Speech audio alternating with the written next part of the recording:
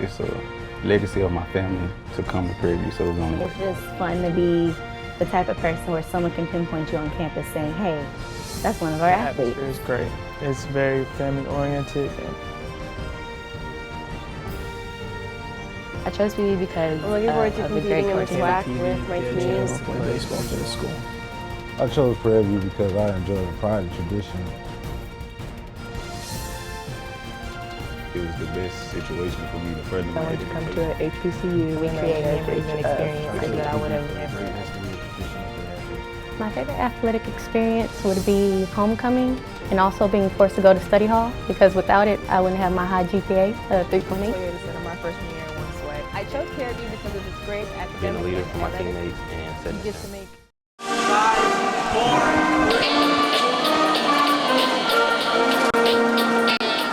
Prairie View A&M is looking for its third straight win this season as they prepare to host the University at Arkansas in Pine Bluff. The Panthers started the key 6-game SWAC swing 3 weeks ago and have won 2 straight. The Panthers are currently in second place in the SWAC West and will need to keep winning in order to keep their postseason alive. Good afternoon, ladies and gentlemen. Welcome to Bulldog Stadium. Charles Porter along with Jonathan Stribling. The Panthers getting geared up here in about 4 minutes to take on the Golden Lions of UAPB. Man, this is going to be exciting. The Panthers are coming off of a huge win, ladies and gentlemen, down in Baton Rouge, Louisiana, as they took on the Southern Jaguars and beat them for the first time in Prairie View's history on homecoming. Yeah, Charles, great, exciting game down in Southern. Like you said, that's one of those games where normally the fans send the team off and they say, okay, well, let's get ready to welcome back the team from a loss. But fortunately this year, the team got it together. One of the things we'll talk about this game, Charles, is the improved defense over the past 3 weeks that we've seen from the Panthers. The sun has kind of poked out beyond the clouds here. The rain has gone away. I look for an exciting game. Folks, stick around. It's going to be great. The Panthers are taking on the Golden Lions of UAPB right here in Waller. We'll be back with more. One team if we win. One team if we win. One team if we lose. One team if we lose. How we play. How we play. Is how we choose. Is how we choose. Let our arms. Let our arms. Be strong and high. Be strong and high. And lady set. And lady set. Be first to 25. Be first to 25.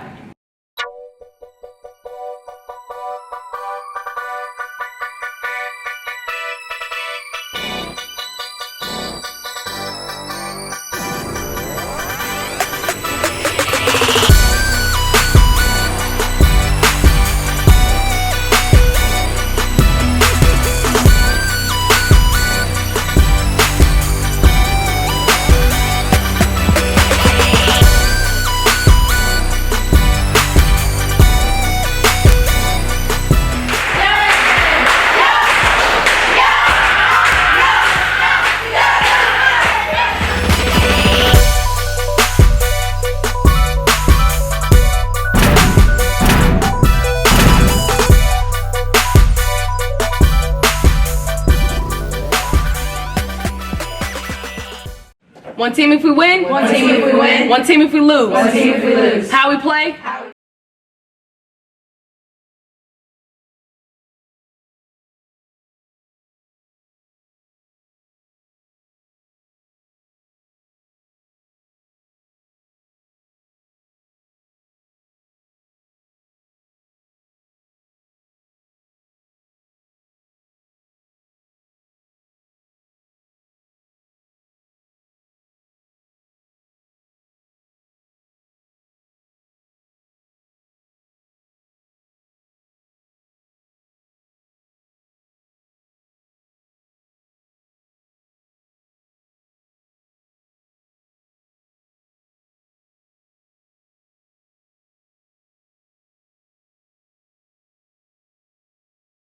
Welcome back to Bulldog Stadium, ladies and gentlemen. The Panthers getting ready to take on UAPB. Man, the Golden Lions are having a tough time this year. 1-6 in overall, 0-5 in conference play. The Golden Lions are just having it really rough. Their only one win came in an overtime victory down on September the 12th.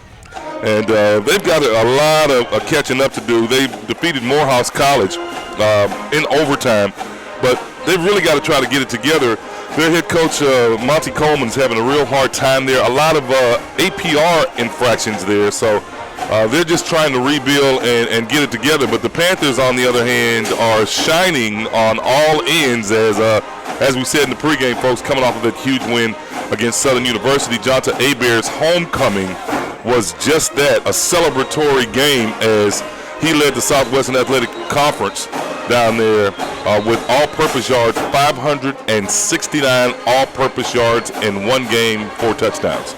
Yeah, Charles, the 1-2 punch of Trey Green and Jonta Hebert are going to have to really kick it up this week. We hadn't talked about it much, but fans, if you're not aware, we just lost Nick Petrie for the year on a knee injury.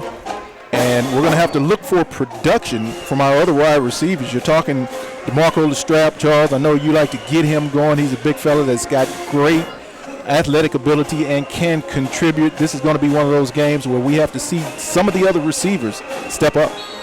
Back deep for the Panthers, Hebert and Lockett. The Panthers getting ready to prepare as we get ready to get this one underway. Kicking it off for UAPB is going to be Gilliam, and we are underway in Bulldog Stadium. It's going to trickle out of bounds right at about the, call it 12-yard line. The Panthers will get it at the 25 and start 75 of real estate. Yeah, Charles, and starting out, this is one of the things that we looked about and we always talked about, penalty yards. This is not a way that UAPB wants to come out and start. Normally they're coming into, our opponents are coming in 48 penalties for 451 yards. This is one way that the Panthers can start quickly, as they normally start slow, getting outscored in the first quarter, 79-45. I want to dedicate this game, ladies and gentlemen, to one of our brethren, one of our fantastic, dedicated students, Mr. Sebastian Phoenix. He is at home to attend a funeral. We are praying for your family, Sebastian. We miss you tremendous here. We love you a lot, man, and be careful. And we'll be praying for you once again. Okay, folks, here we go to live action. Here we go. The Panthers down with a twin set at the bottom, a single receiver up at the top. Trey Green is in the backfield along with Jonta Hebert. Coming across the middle is going to be Lockett. Green drops back, steps up in the pocket, gets to the 30, now throws on the right side. The pass is caught. Great move on the right side, and scampering out of bounds for the Panthers is Anthony Wiltz with about a 7-yard pickup. And Wiltz is another one of those receivers that the Panthers have stored away, Charles. It's going to have to try to step up today. They're going to have to find unique ways to get him involved in the offense. 2nd and 2, pardon me, folks, for the Panthers. Good spot by the officials. Here we go. In the backfield is going to be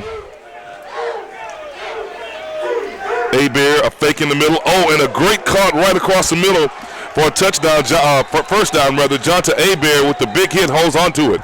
Hebert with the catch for the Panthers. First down, Panthers. Flags on the play there. I think they're going to get a move those chains. Personal foul for a high hit. That was actually Cordero Hodge, another one of those receivers that's going to have to step up. That was replacement of yes, sir. I'm sorry, it looked like them. Okay, the Panthers are adorning their camouflage. And I've got that article for you. You got that all the camouflage jerseys, and I'm not the only person. We talked about the difficulty and seeing the numbers from the press box that all announcers are having. And I read that article, and you got it. I tell you, Jonathan Stribling, you are one on the money today. That's going to tack an additional 15 yards on the 45-yard spot. So the Panthers should start at right around the 30-yard line with that 15-yard penalty. And here we go. And they're going to wave the flag off, ladies and gentlemen. No flag on the play. The flag is waved off. First down per review. Not sure what they looked at on that one, Charles. Well, yeah, I saw the high hit, too. Going for the helmet or leading with the helmet is a personal foul and a 15-yard infraction, but the head linesman decided no. Here we go again. Twins up top. Wiltz up at the top. Stepping in and stepping back is Smiley. The Panthers are holding, and the Lions are all over Darryl Smiley. He'll throw it right out of bounds. Trey Green came out for a play. And Monty Coleman wants a intentional grounding call. Now, folks, if I call him Monty Hall, that's because I'm old school and I remember the game show. Do you remember the game show that Monty Hall is on? If you do, folks, hit us up on our Facebook and let me know the game show that Monty Hall hosted for almost 20 years. I see our technical director, Michael West, intentional grounding call. Okay, is looking and trying to figure it out. Intentional grounding on the Panthers. 5. It's going to be a loss of down on that play. Actually got him with a hold, but they declined the hold. And also holding on the Panthers. The holding penalty will be declined. And the intentional grounding call will be accepted. 10-yard penalty. Loss of down. 14-20 left to play. We're scoreless. Now the Panthers faced with a big first down and call it 24.5. Green back in. At the bottom is Abear, along with DeMarco Lestrap.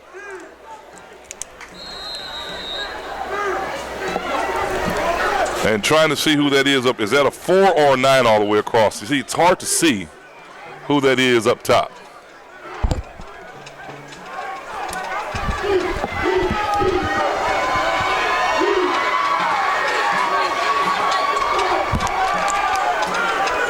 Green throws it right side. It's caught. Oh, man, looks like a face mask, but no call.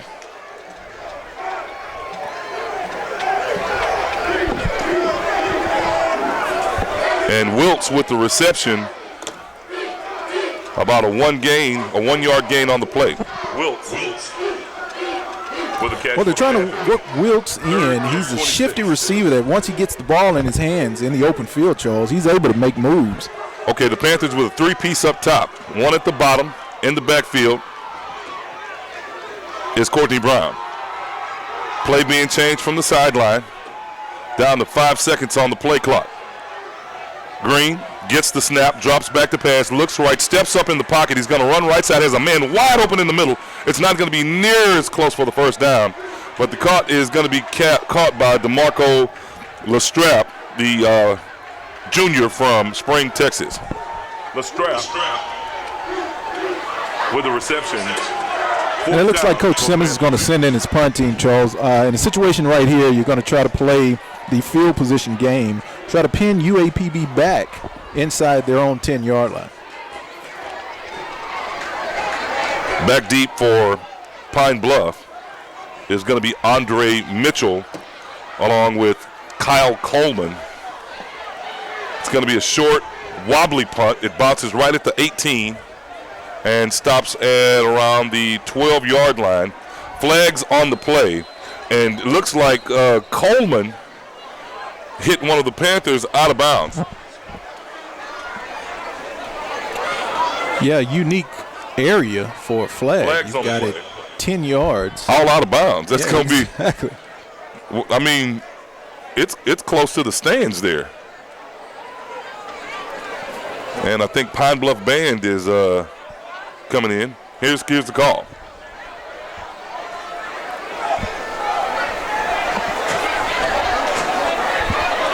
Looks like we've got offsetting penalties here.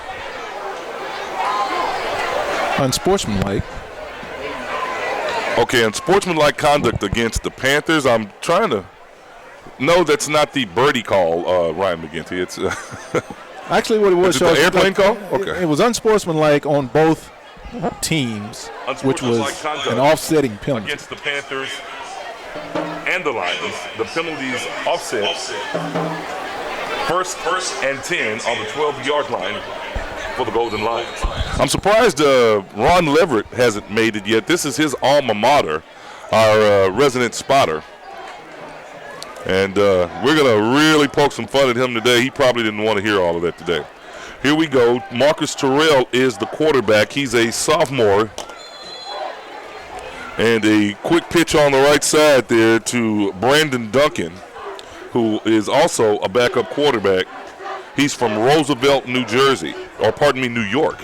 Roosevelt, New York, transfer from North Carolina, Gyra Pep School. And UAPB sports out some great athletes there, Charles. Brian Hanley leads them in rushing with 73 carries on 256 yards. Marcus Terrell leads them in passing with a total of 557 yards and 3 touchdowns on the year. Looking forward to see Willie Young. Shafiq Nelms on the stop. Nelms on the stop for the Panthers. 3rd down. Shafiq Nelms coming in doing a great job. He's been doing a good job at linebacker. He's a sophomore from Miami, Florida. Not a lot of folks in the stands here today. Well, we talked about it earlier. I think there was a kind of a leery understanding that the game may be pushed back because of the rain, but fortunately we didn't have to worry about it. Terrell drops back, throws right side, bounces off and catches it, and he's off to the races. And here we go down to the 15, and man, what a great stop there on John Hawkins. And who, trying to see the number, folks, of who made the touchdown saving stop for the Panthers. Jonathan, did you get a number? I think there was Marquise O'Leary. O'Leary chasing him down from the other side of the field. Hawkins. That shows the hustle for Pine Bluff that the defensive backs have there for the Panthers, that he was able to get back and stop that touchdown reception.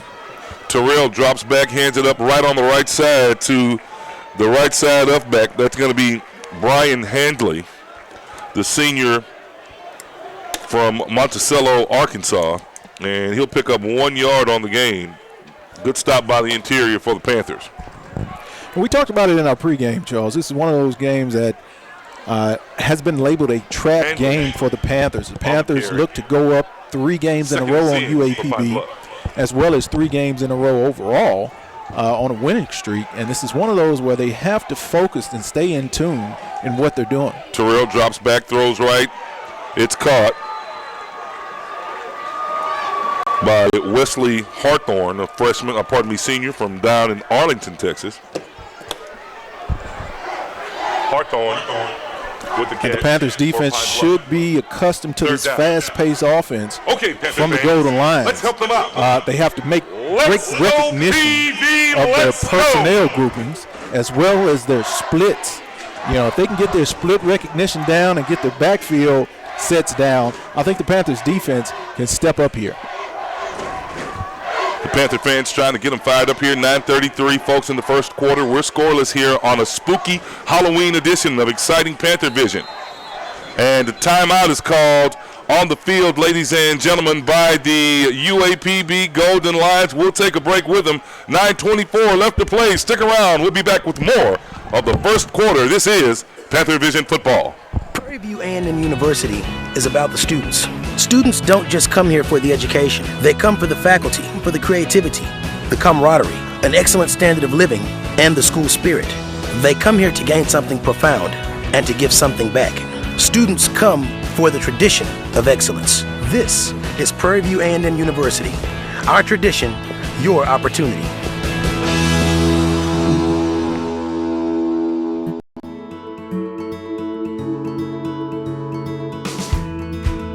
Mary Kay Edwards, and I've been here July 22nd, 23 years. I'm John Easton Jr. I'm the business manager, financial secretary of the International Brotherhood of Electric Workers, Local Union 716 here in Houston.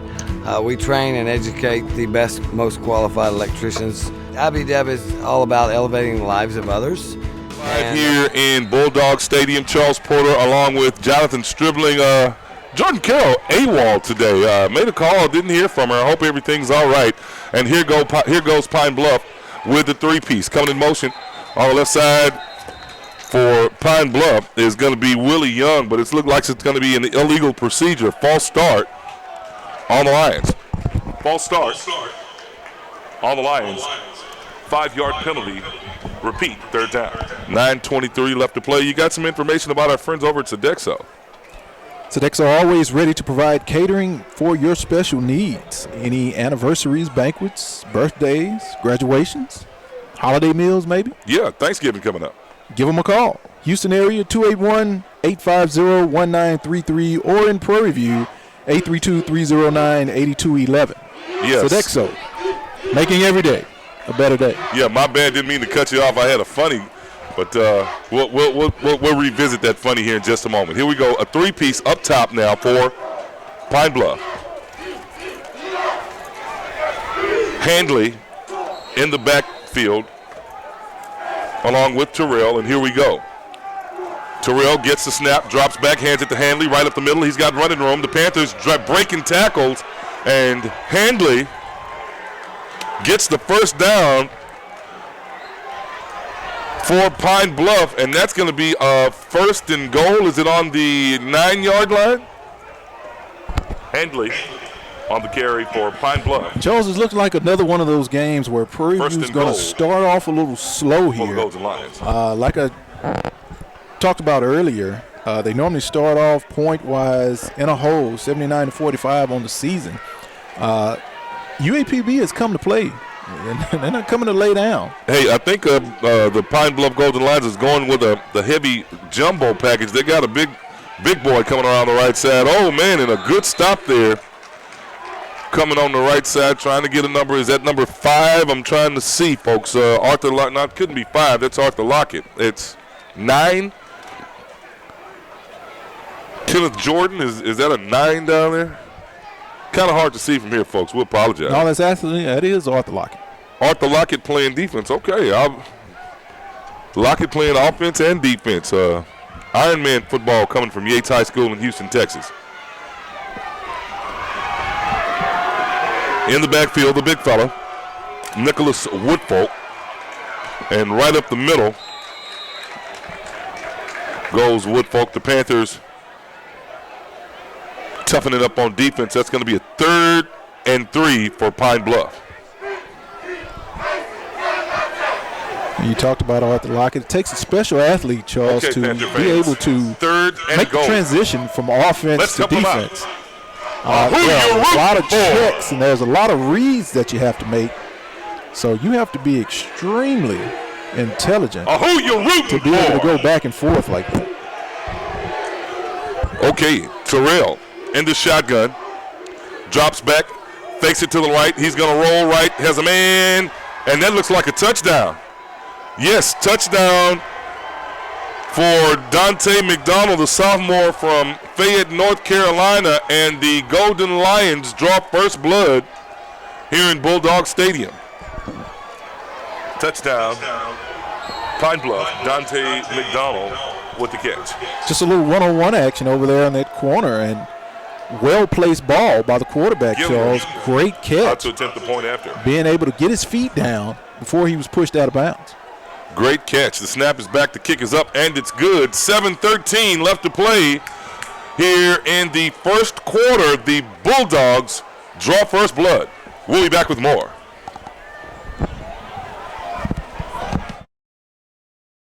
Here at Prairie View A&M University, we have a state-of-the-art sports medicine program. Our goal is to take care of the whole athlete. We have orthopedic sports medicine specialists. We have full subspecialty orthopedic coverage for these athletes from hand to spine to foot and ankle. We have sports psychologists, nutritionists, concussion specialists. We really cover the whole gamut in terms of taking care of these athletes and providing them with elite care from Houston Methodist.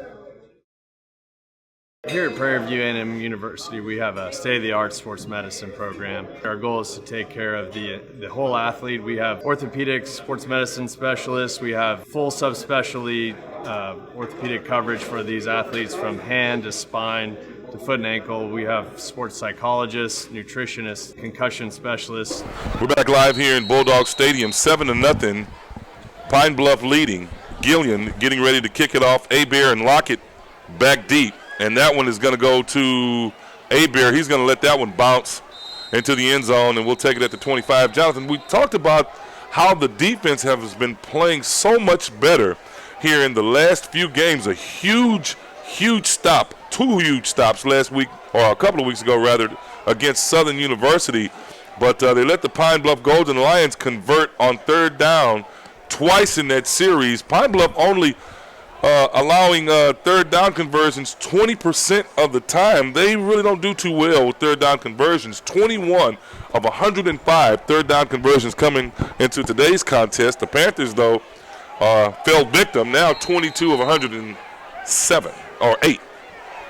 Yeah, Charles, like you talked about, doing a great job the last couple of weeks. The numbers are misleading when you look at the Southern numbers. A couple of broken plays and a touchdown at the end when the game was out of hand kind of skewed those numbers for Southern. Green on the carry, rolls right, picks up 4 on the run. Trey Green on the carry for the Panthers. A gain of 3, 2nd and 7 for the Panthers. Hodge will come down to the bottom along with Skylar Moore for the Panthers.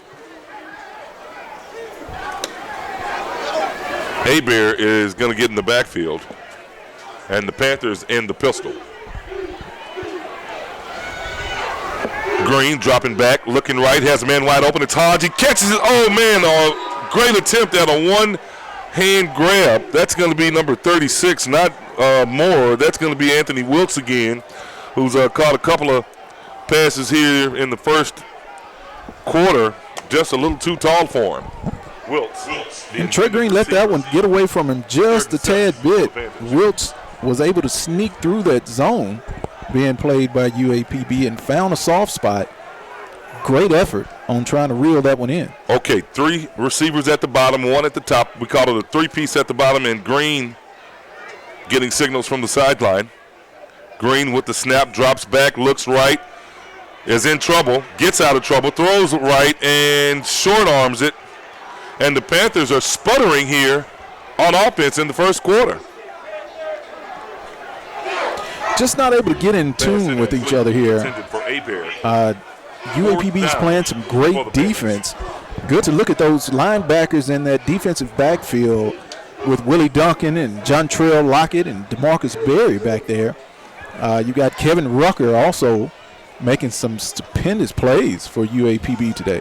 Yeah, the Lions really fired up, and I guess I would be politically correct if I said look what the Cats drug in, because I guess a lion is in the feline family. They're a cat, right?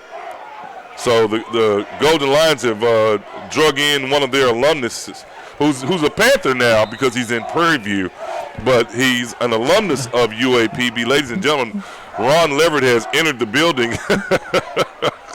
Finally, our spotter, and he forgot his binoculars, so we're going to have to let him use the big dogs. Like I said, you don't need them. He says he's got that LASIK surgery. He doesn't need binoculars anymore.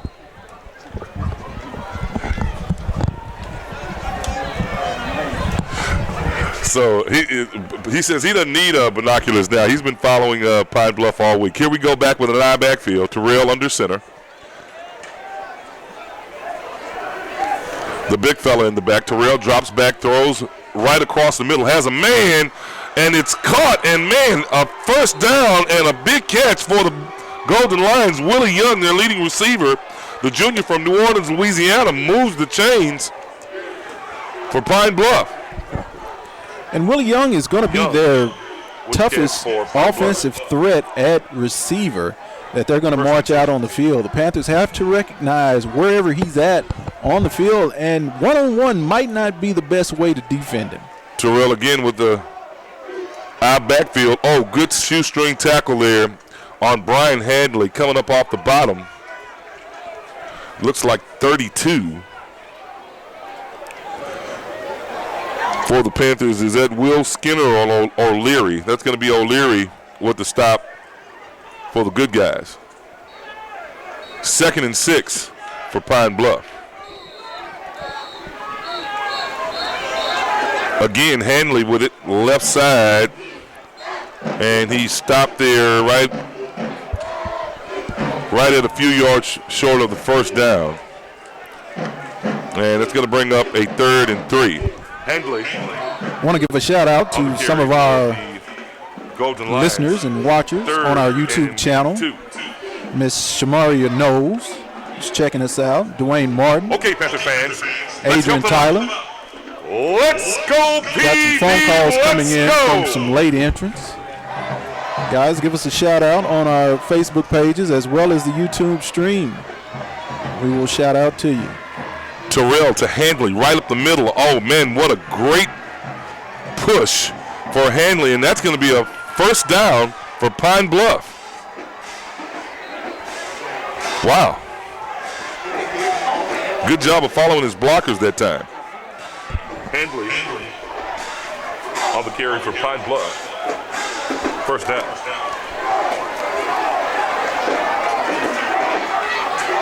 Four minutes left on the clock. UAPB 7, Prairie View A&M 0. Handley goes right side again, and good stop by the Panthers. That's for the broadcast.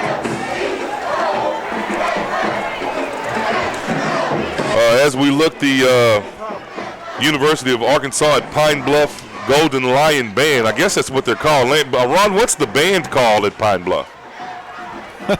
He doesn't even know, but he's an alum. Did you actually go there, or did you just get a certificate? Just teasing.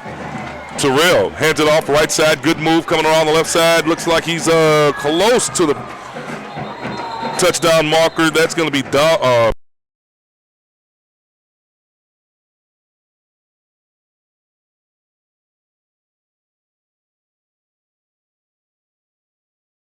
out of the Arkansas Pine Bluff Band. M4. Okay, M4. What does that stand for? More than 4 band members? No, I'm just teasing. The M4 marching band from Pine Bluff coming in. The last time they came to Waller County or anywhere near here was 1993, man. Good to see their band here. The M4 marching band of the Mid-South. Okay. Great stop by the Panthers there, Charles. The no, it's a touchdown. were able. They got in. Yeah, he must have snuck that one in. But that was great penetration. Yeah, Dante McDonald throwing some moves, getting it in real close. Yeah, that was a late call.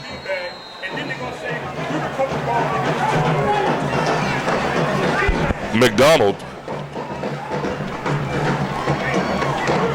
He threw a bean. He's correct. When you throw a beanbag, that is to mark a fumble. The official threw the beanbag and allowed Pine Bluff to keep the ball. So the coach is just beating up Ryan McGinty. He has a black eye, and he's on the phone because where's Mr. Clemens? Where's Brother Clemens? We need him here. I tell you, I didn't know Ryan was. He's downstairs. Information. Well, you might need to go get Mr. Clemens. Gonna be able to protect us, Ryan, because Coach wasn't happy. Oh, okay, that's right. Oh, I'm sorry. I see. Coach is Ryan's Fred. He's a Sigma, so he comes up to Ryan and they do the frat thing and talk noise. But we've got to get these Panthers fired up. 14-0 with 2:45 left to play here in the first quarter.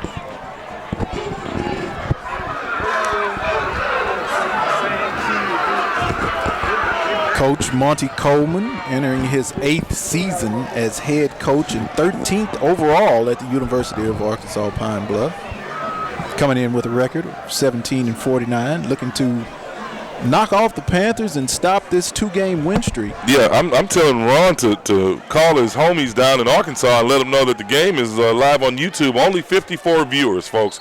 Tell a friend to tell 10 friends to tell 10 that Panther Vision is on the air. They're going to try to keep it away from A-Bear, but oh my goodness, A-Bear will pick it up though at the 5. A-Bear picks it up at the 3.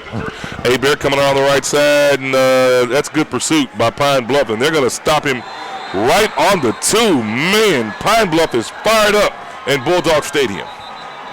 Yeah, great special team coverage there. Didn't get a chance to see that number. Had 3 guys converging. And what Jonte Abear normally does, he sets those defenders up, Charles, and he's got the speed to be able to get around the corner. But unfortunately on that play, they were spread out well. Yeah, he likes to set them up and get them going one way and then cut back the other way. And is there a flag on the play? Yeah, offsides on Pine Bluff, so we'll kick it over. Offsides on the kicking team.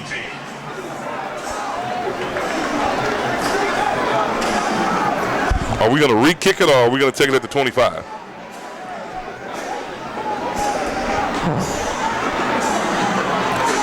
Five-yard penalty and a re-kick. 2:35 left to play, folks. The Panthers, if you've just checked in, down by the score of 14-0. Oh, the score's up now and working. Well, I tell you, each week we get better and better with our technical stuff, with our broadcast. I think it's just getting better and better. Well, the broadcast is better, but unfortunately the play on the field is not as entertaining as it should be right now, Charles. They're going to have them kick it over again. You normally want to do this because that return team or that kickoff team will be a little winded, and it gives your guys a chance to get a foot on them.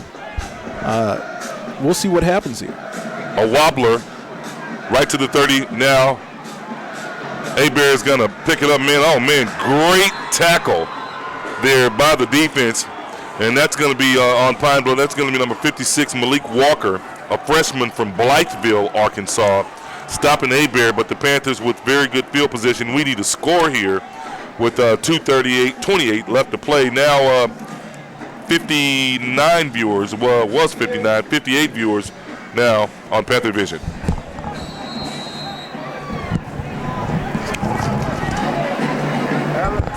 Here comes the offense. Lestrap at the bottom, along with Wilt up top. For the Panthers is going to be Kadarrell Hodge. The Panthers in the pistol. Trey Green waiting for the snap. Abear in motion. They give it. Nope. Fake it to Courtney Brown. Lestrap catches it right in the middle and gets the first down for Prairie View. Lestrap.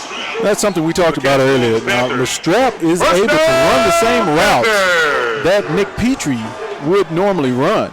Move those chains. Brown gets rewarded on the right side, picks up 2, keeps pumping the legs, but will only get 2. That's going to be a second down and 8 for Prairie View. Now the Panthers trying to get their mojo back here. Coach Willie Simmons, not a happy camper on the sidelines, as you can imagine. Well, they just have to up their tempo and get the guys going. They get a little stale there when they're trying to get the play called in. They look at the defensive alignment, then they stop, hold up, look back to the sideline. It's great when they're able to just run those and rattle those plays off in the no huddle. Abear comes to the bottom for a 3-piece. Wide open on the sideline is Abear, and here comes the speed. Abear gets to the 40 and right out of the bounds for a big first down for the Panthers. Johnson Abear on the catch for Prairie View. First down, Panthers. Move those chains. 121. Yeah, somebody told me to do that. Golly gee willikers. 117 left to play. The safety valve on that play. Look to see him getting more of those bubble screens. Brown gets it on the left side. Brown breaks the tackle, gets to the 20. Brown down to the 13-yard line for another first down, Prairie View. Courtney Brown on the run for the Panthers. However, their flags on the play, holding against Prairie View. And that one will come back. That one's going to come back. The Panthers holding right there in the interior line, trying to get a number. Might be good. We can't see the numbers of the linemen there because we can't tell it. But now the Panthers will be faced with a 1st and 20. But it seems as though the offense is starting to gear up here a little bit. 1st and 20. Yeah, and with under a minute left in the first quarter, down 14-0. This will be a fine time to do that. Wilson Lestrap up top, Abear at the bottom with Hodge. Abear goes in motion left, misdirection, gives it over to Brown. Brown picks up maybe 4 on the carry. Courtney Brown on the carry for the Panthers. On the stop for Pine Bluff, number 97, Rashad Boyd. And with the field position we have here, Charles, we've got to put some points on the board. Unfortunately, it looks like we're still, about 16, 17 yards away from a first down. We need to get in Houlihan's field goal range, so at least we can put 3 on the board. No, we need a big play and a touchdown to going out of the first quarter. They give it over left side now to Abear. Abear trying to go around the right side. And nowhere to go, man. Pine Bluff is really fired up for this game here, and the Panthers, wow, having a tough time. Well, it's great pursuit by their interior players. Normally, those players get locked up on blocks, but for Pine Bluff, they are menacing on their interior, getting off those blocks, allowing those linebackers to roam, and just stifling the running game for the Panthers. Yeah, our defense really needs to pick it up a little bit as the Panthers will take timeout. The 2015-16 edition of your Prairie View A&M women's basketball team hits the courts next week as they'll host Our Lady of the Lake University in an exhibition game Sunday afternoon at 4 o'clock p.m. inside the Baby Dome. A lot of new rules for women's basketball, Jonathan. We're going to have a challenge trying to get those together. I know you'll probably be going back to work, so hopefully you can sneak down here Sunday for that game, and we can have our very first edition of exciting Panther basketball right here on Panther Vision. Yeah, always a fun time in the Baby Dome for a basketball season. Looking forward to what they have to put out on the field. Unfortunately, last season was not a championship season, but you kind of get spoiled when you look at the rings you have on your finger and year after year. The Panthers putting up championship efforts, so I look forward to getting back to our winning ways. I got used to getting one. So you had to slide one over. Your hands are too big for mine. Well, I'll tell you what we're gonna do. If we get any kind of championship, I'm gonna pay for it out of the splendid media budget and make sure you get one this year. You deserve it. I tell you, you've been really dedicated. 3 years now on Panther Vision on your own dime, and me taking you out to eat every game. But still, Tripp's right for the Panthers. Now the Panthers traveling right here. Sneaking into the game for the Panthers is going to be Kenyon LaSalle. So LaSalle at the bottom, along with Wiltz and Hebert. Green drops back, throws it, has a man that's, wide open and right through the hands of Anthony Wiltz. And a little pushing and shoving going on for the Panthers down there. Well, Wiltz getting every opportunity here today, Charles, to flourish in this Panther offense. He's been relegated to third and fourth string duties, but today he stepped up and he's looking to fill some shoes of Nick Petrie as well as Lestrap and Hodge to try to find some consistency for our wide receivers. Well, is that a penalty on the play? What happened? Did you see a flag?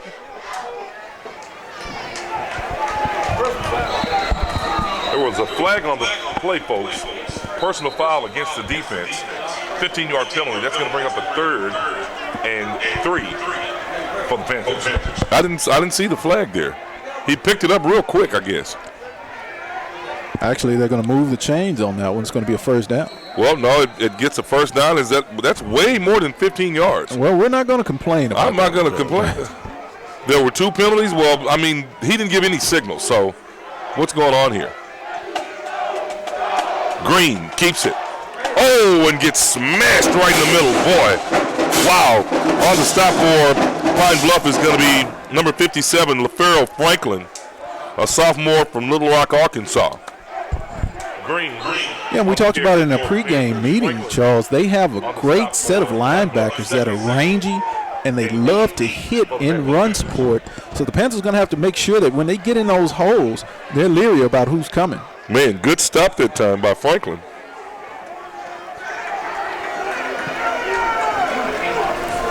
Hebert in motion. Smiley keeps it right up the middle and is close to the first down. Smiley with the carry for the Panthers. 3rd and 1 for the good guys.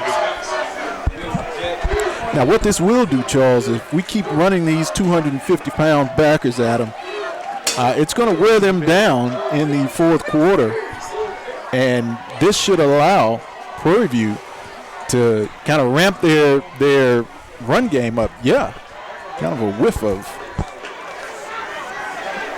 13:48 left to play in the second. Smiley's going to keep it. Oh, and Smiley's met again by Franklin, and Franklin is fired up. And that's going to be a loss of 1, looks like. And that's going to bring up a 4th down. We've got to go for it. Here comes Trey Green. Smiley. And what happens on that one, Charles? Your interior linemen are not able to get off their blocks and get to that second level. the UAPB defensive linemen are able to contain those linemen and keep them on their blocks and let their linebackers roam free. Pine Bluff with 49 offensive yards in the first quarter. Prairie View with a -5, folks. Michaels gets it around the right side. Nope. Trey Green is going to keep it, and that's going to be enough for the first down. The Panthers can move the chains. Green on the carry for Prairie View. First down, Panthers. Move those chains. Good misdirection on that play.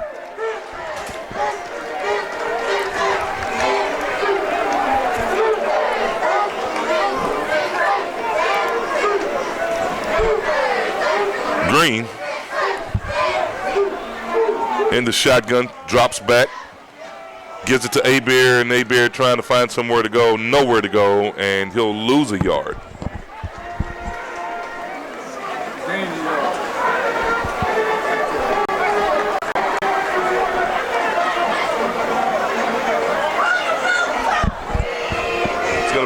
It's going to bring up a 2nd and 9 for the Panthers. 12-10 left to play here in the first half, ladies and gentlemen. Charles Porter, Johnson Stribling coming to you live from Bulldog Stadium in Waller, Texas.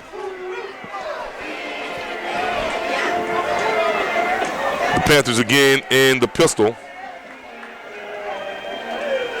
Green drops back, passes right side. Oh, man, that is the play design, the one-on-one play that is just designed for Nick Petrie, and we can see that his presence is duly noted here as Kadarrell Hodge couldn't get a handle on it.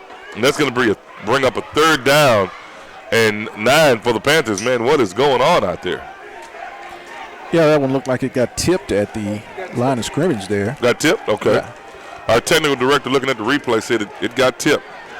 Keelan LaSalle coming in, 5'7", 158-pound senior from Houston, Texas. Double slot for the Panthers.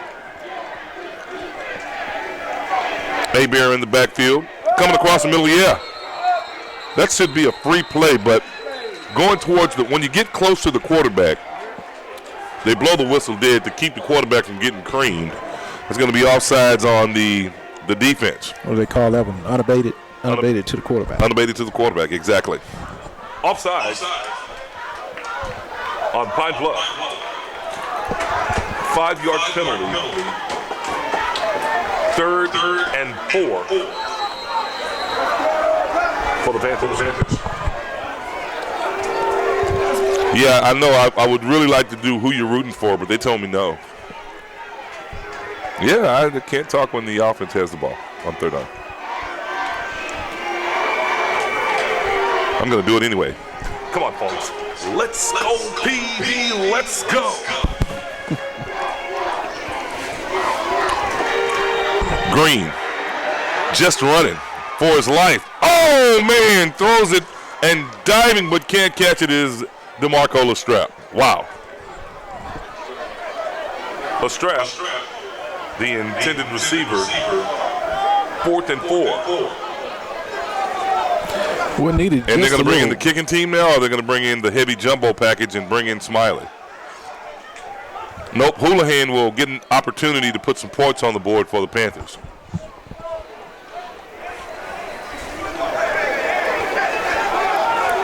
Yeah, field position, excuse me there. Owen Houlihan. A little too important. It's a fake. Throws up in the right side. Oh, what a catch! Touchdown! Touchdown! Panthers! John Allen with a one-handed snag. Wow! Great catch by Allen. I have 2 words to say.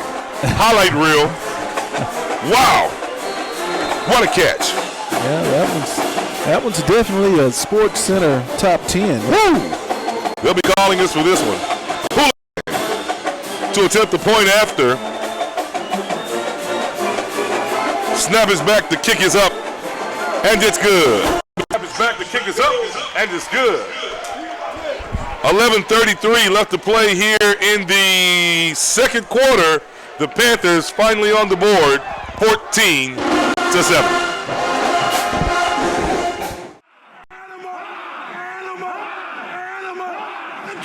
Today, we start a new era in Prairie View A&M football. We learn from our past. We respect our heritage. But we will build and leave a legacy for others to follow. We will build this legacy on preparation. We will build this legacy with teamwork. We will build this legacy in the trenches. We will build this legacy, fighting for every down.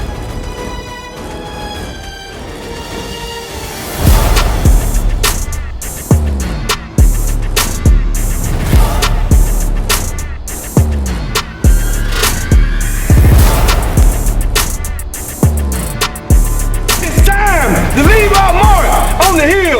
Let's go, PVAMU!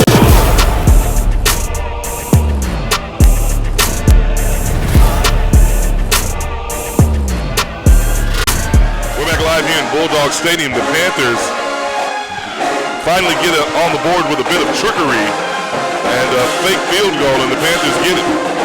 O'Houlihan with the kick in the back. Field all the way to the hands of Kyle Coleman, and Coleman brings it with a pretty good pickup to about the 29-yard line. 11:25 left to play, and Pine Bluff will have the ball now. The Panthers now have to really step it up on defense. We need a hold here and a score, a couple of scores before halftime to take this lead, and you know we have the offensive weapons to do it despite losing Petrie, and man, the ball boys are really swift down there today. Defense is going to have to take a look at John Hawkins and Willie Young. They've hurt us 2 receptions for 66 yards and 1 for 32, respectively. Hanley on the carry for Pine Bluff. Damon Jackson with the stop for the Panthers. McDonald on the carry for Pine Bluff. Damon Jackson on the stop for the Panthers. Double slot for Pine Bluff.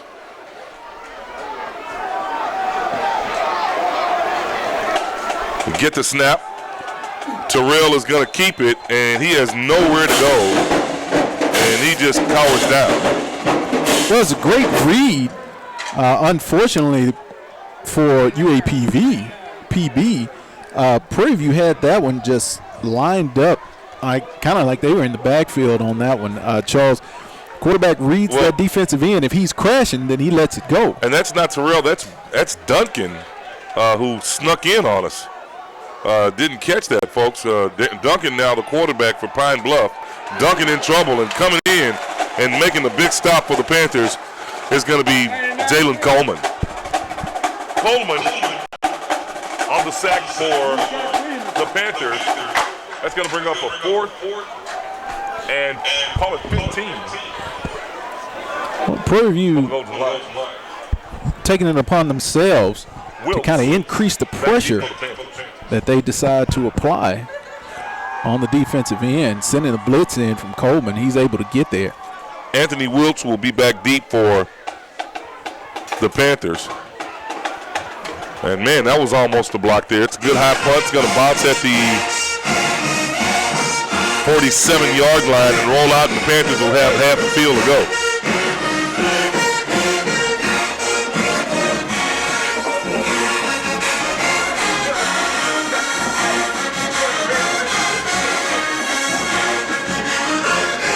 Folks, 9:34 left to play. The Panthers now back on offense after a bit of trickery on the previous possession. The Panthers now have to stop making those little simple mistakes. Catch the ball, hold on to the ball, and let's get back in the end zone in Prairie View Panther fashion. The Panthers have the #1 scoring offense in the conference. We need to show it here.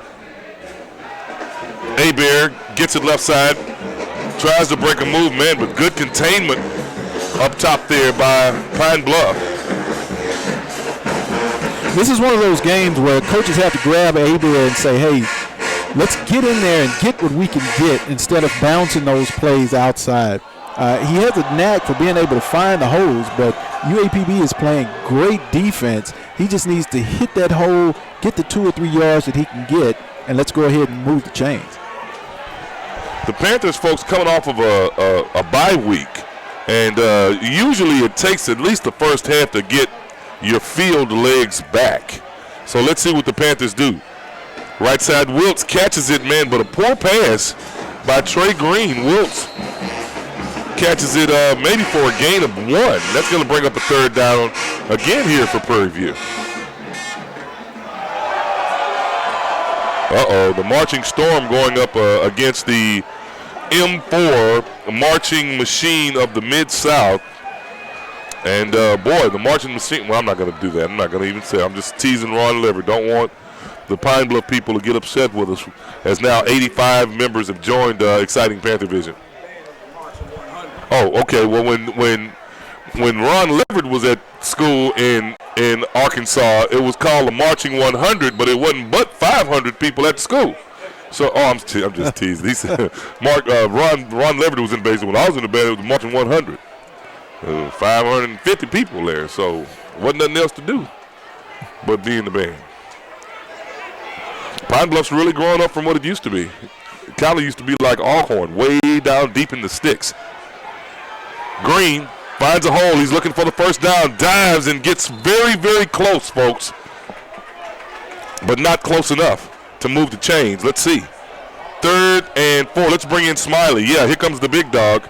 And the Panthers are going to go for it here on 4th down. Well, Coach Simmons is going to leave it up to his defense here on 4th down. The Panthers are 8 and 13 on 4th down conversions. They convert 62%, folks, with Darryl Smiley. Smiley comes in motion. They fake it to Abear. Here comes Smiley. He's going to get the first down. Yes! First down for the Panthers. Smiley on the carry for Prairie View. First down, Panthers! Move those chains. Little sound effects there. 7:25 left to play. The Halloween edition. On the stop for Pine Bluff is Jamian Peterson, the redshirt freshman from DeSoto, Texas. The Panthers now with more opportunity here as we tick away here in the second quarter. Abear along with Brown in the backfield. They give it to Abear on the right side. Abear missing direction there. That's the Abear we know, but still nowhere to go. And Abear slung down, flags on the play. His knees were down, and the Panthers, Abear gets back up and makes the stop. Well, that's Gabian. Trey Green making the stop, but there are flags on the play. Let's see what's going on. And I thought that his knees had hit the ground. Well, it looked as if he was slung down by his. Let's watch the replay here. He has the. They're going to wave the flag off. Oh, wait a minute now. Hold on. They're waving the flag off. And Simmons is not happy with that one. And they're going to be a first down for Pine Bluff. Wow.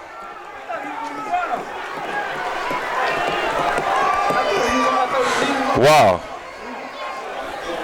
Well, Abear uncharacteristically fumbles, and now Pine Bluff will have an opportunity here.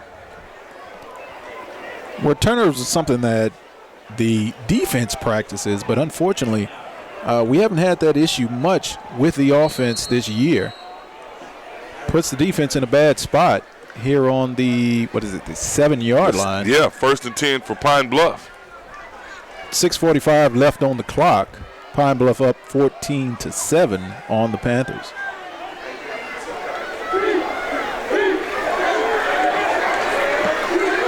Duncan gets the high snap, drops back. He's in trouble. No.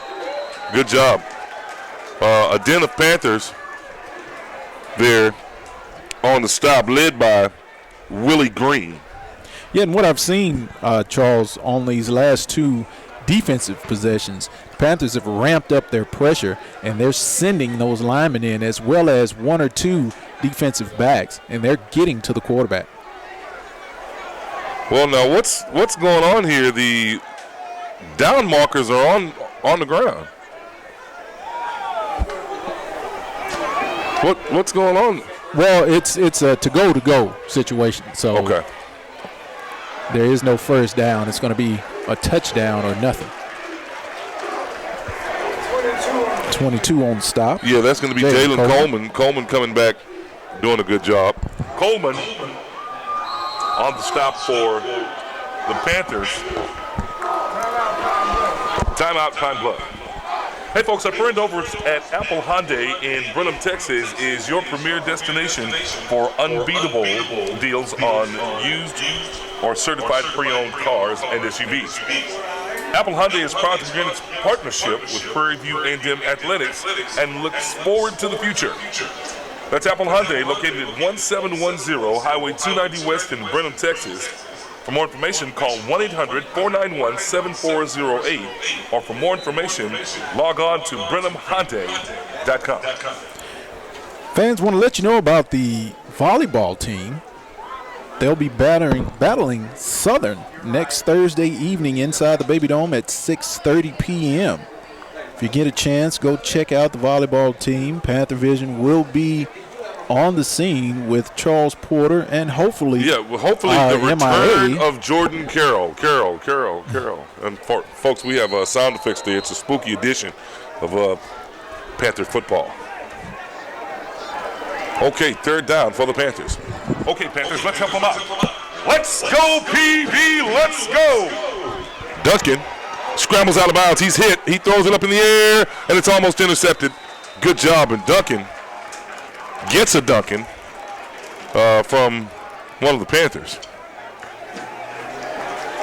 Kind of like a Dunkachino. Well, great pressure by our interior linemen. Looked like they got away, UAPB got away with a hold. But we were able to get our defensive end out and able to get some good pressure.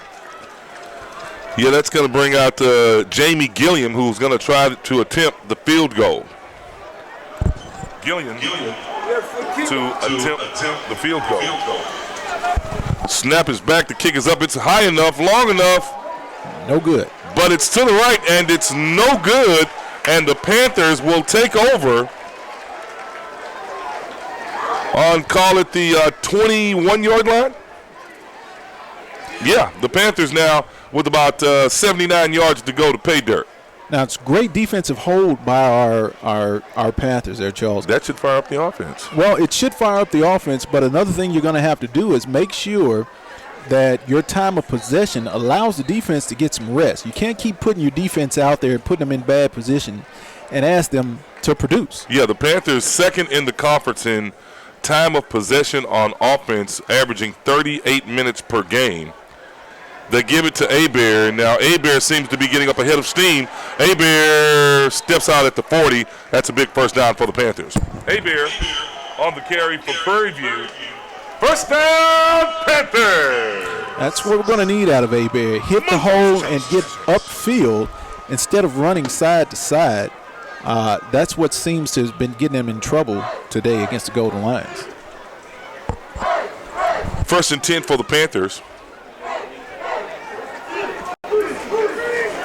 Green in the shotgun. Wiltz in motion. They give it to Hebert. Hebert runs it to the back of one of the big guys and maybe picks up one on the carry. Trying to run off the block of offensive lineman Sean Pierce, the big 6'4", 305-pounder from Odessa, Texas. He just couldn't seem to get around that big guy.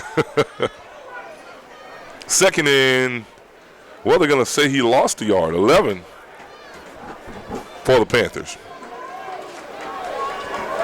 Wiltz in the backfield for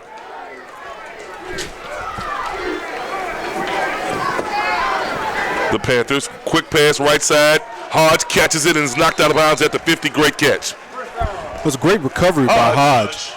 Trey Green, the second leading passer here in the SWAC, able to get that one out there before he even made his break. And once he turned and looked, that ball was just waiting on him, Charles. Great catch. Okay, the Panthers at midfield now. First and 10 from the 50. 4:16 left to play. Green standing in the shotgun. Green steps back, flags on the play. False start on the offense. Wow. 5-yarder. False start on the offense. 5-yard penalty. Repeat. First half. Yeah, it looks like they got Anthony Wiltz getting across the line a little bit too quick. Or did he move in the backfield? Wiltz was in motion, huh? No, Wiltz was up top. 6 and 36. You know, when they turn to the side, you can't see the full number from. Stop making excuses? Okay. Green is in the shotgun. Abear comes down to the bottom in motion, and the Panthers call a timeout here. We'll take a timeout, folks. 3:40 left to play here in the second quarter. The Panthers down by 7, 14-7. Prairie View A&M University is about the students. Students don't just come here for the education. They come for the faculty, for the creativity, the camaraderie, an excellent standard of living, and the school spirit. They come here to gain something profound and to give something back. Students come for the tradition of excellence. This is Prairie View A&M University. Our tradition, your opportunity.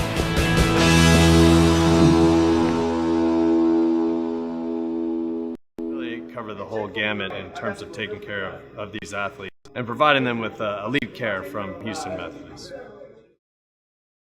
Here at Prairie View A&M University, we have a state-of-the-art sports medicine program. Our goal is to take care of the whole athlete. We have sports medicine specialists. We have full subspecialty orthopedic coverage for these athletes from hand, spine to foot and ankle. We have sports psychologists, nutritionists, concussion specialists.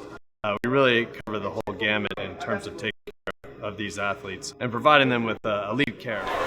3:40 left to play in the second. Coming down in motion at the bottom is going to be Jonta Abear. Green gets the snap, drops back, looks across the middle. It's caught by Abear. Abear stumbles, but picks up maybe 4 more on the carry, and that's going to bring up maybe a 5 yards to go there. So call it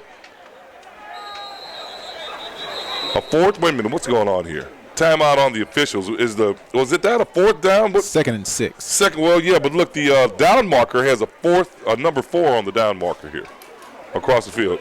Folks, zoom in on that down marker. See, it's fourth. We've had some individuals that were kind of making a suggestion that the refs and sideline attendants have dabbled in the Halloween punch. So everybody's entitled to a mistake.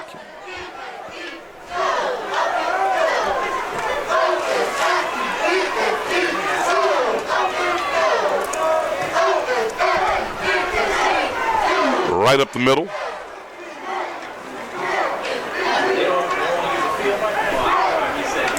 Left side goes Green. It's like a 3rd and 3.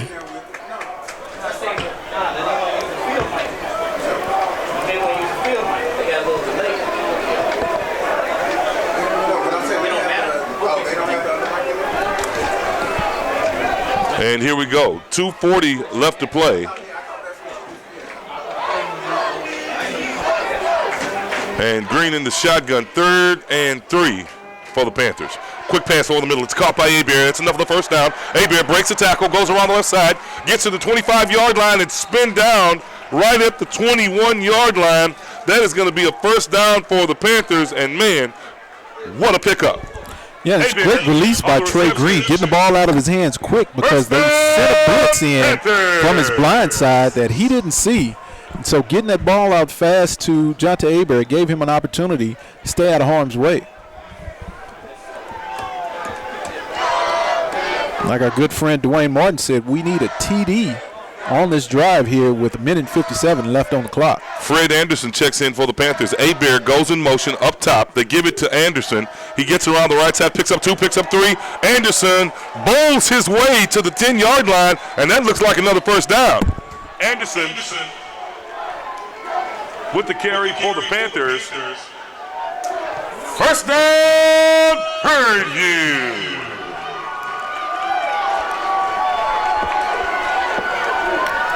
What are you doing? No, I didn't do the move, those chains.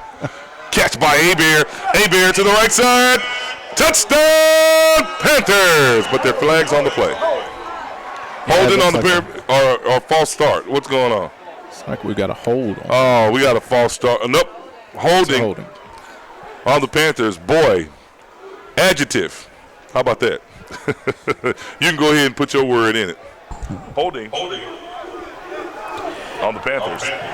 And we talked about that in pregame. Prairie View coming in, 49 penalties on the season for 449 yards. Repeat first down. Well, we've got 4 more opportunities, so let's see what's going on here. And wow, the Panthers now. That was throwing those 3. throwing those quick passes across the middle of Hebert on the drag routes are keeping the linebackers honest, because you can't put a linebacker on Jonte Hebert. They do it to the other side. Hebert breaks another tackle and gets past the original line of scrimmage, and that's going to bring up a 2nd and 8 for the Panthers. Hebert with a catch for the Panthers. 2nd and 8. When you get in those situations, Charles, I didn't mean to cut you off there. You get in those situations, it's good to kind of chip away at those long distances instead of trying to go for it all here. 59 seconds left on the clock. Yeah, and the officials are getting it set. The clock needs to stop. Trips right, Green drops back, looks across the middle, wide open, his man in the end zone. Touchdown, Panthers! DeMarco Lestrap. Is that 87 or 81? No, that's Lestrap. Lestrap goes up high, tip drill, and gets it for the touchdown. DeMarco Lestrap with the catch for the Panthers. Owen Houlihan out to attempt the point halfway. That's great recognition by Trey Green, seeing that he had a height advantage with Lestrap out there. Just threw it up and let the big fella go and get it. Well, Houlihan can tie it up here before we go in with 46 seconds left. The snap is back, the kick is up, and it's good. 46 seconds left to play in the first half. The Panthers are tied with Pine Bluff at 14.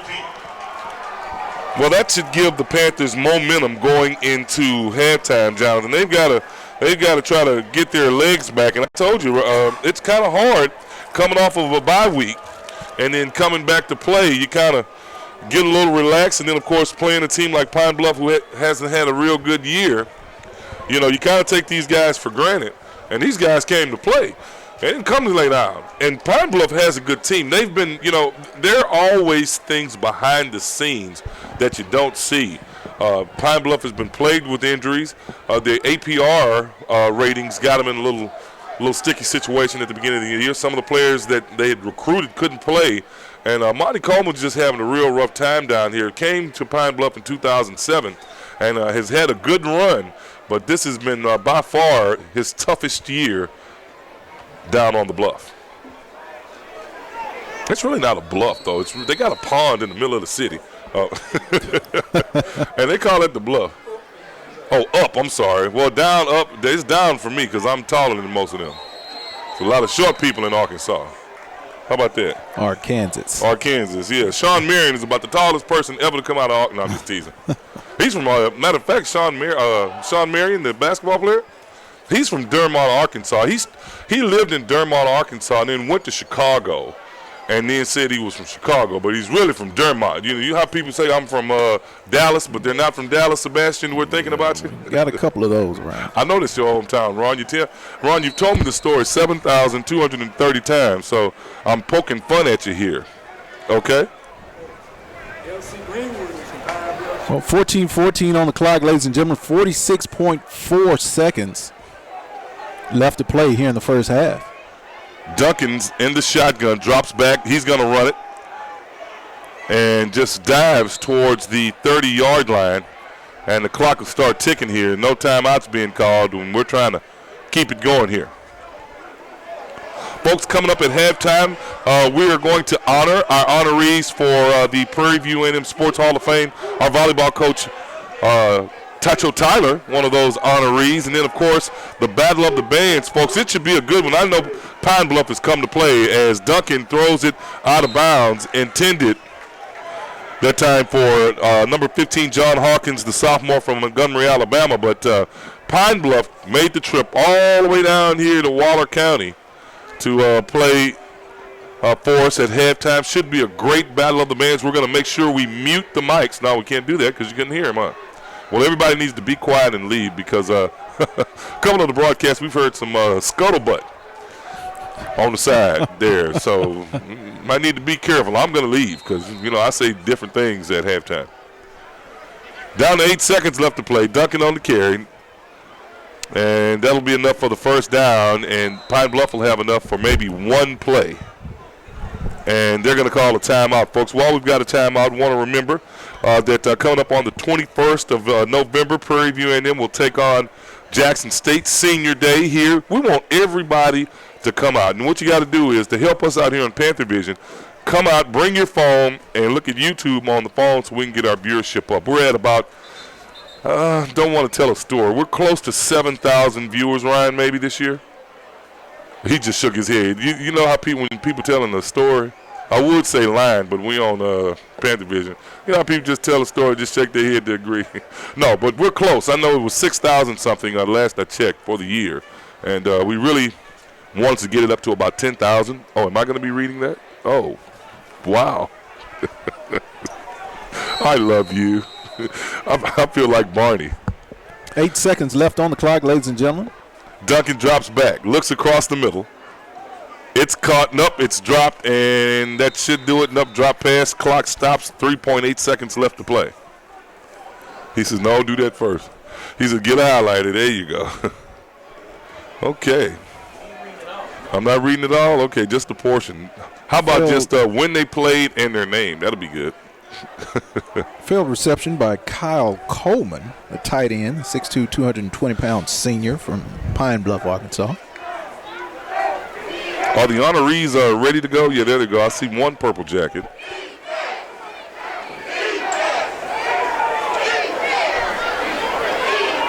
And Duncan, with the last play of the second half, will complete it there on the right side to Cody Swain, and that's going to do it for the first half, ladies and gentlemen.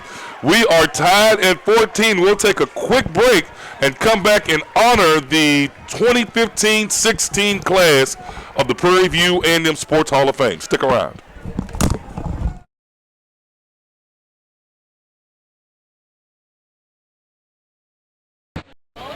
Summertime equals summer camps, and this one's unique. The focus is not just getting to know new friends, but getting to know nature, specifically wildlife. If the only thing the kids take away this week is a deeper understanding for wildlife and how important it is to everyone, then we've done our job.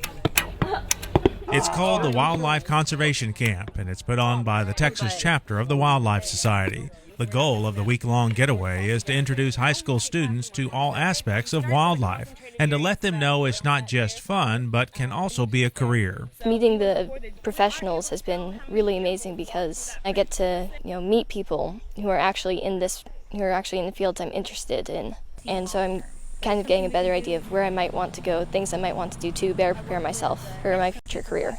Campers come from all over Texas, or in Elizabeth's case, the United States. For 7 days, they're immersed in all things wildlife. They spend very little time indoors. All the learning this week is done outside, in nature's classroom, and students soak in every lesson. It's truly amazing because there's so many topics that we cover, and you're just so exhausted because we do so much, and it's just 100% out in the woods, constantly doing what I love to do, which is conservation and research of wildlife.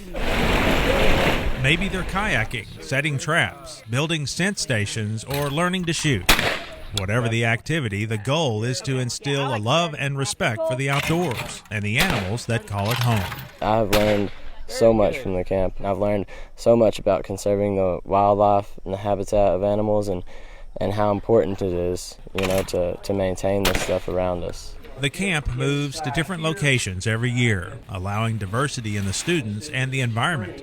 The camp started in 1993. It's been a 22-year experiment, guiding youth and young adults toward a deeper passion for wildlife, maybe inspiring a vocation. The experiment has been a success. Well, my mom told me about the camp, and I didn't really want to come at first, but now that I'm here, I really like it. It's my favorite camp that I've ever been to.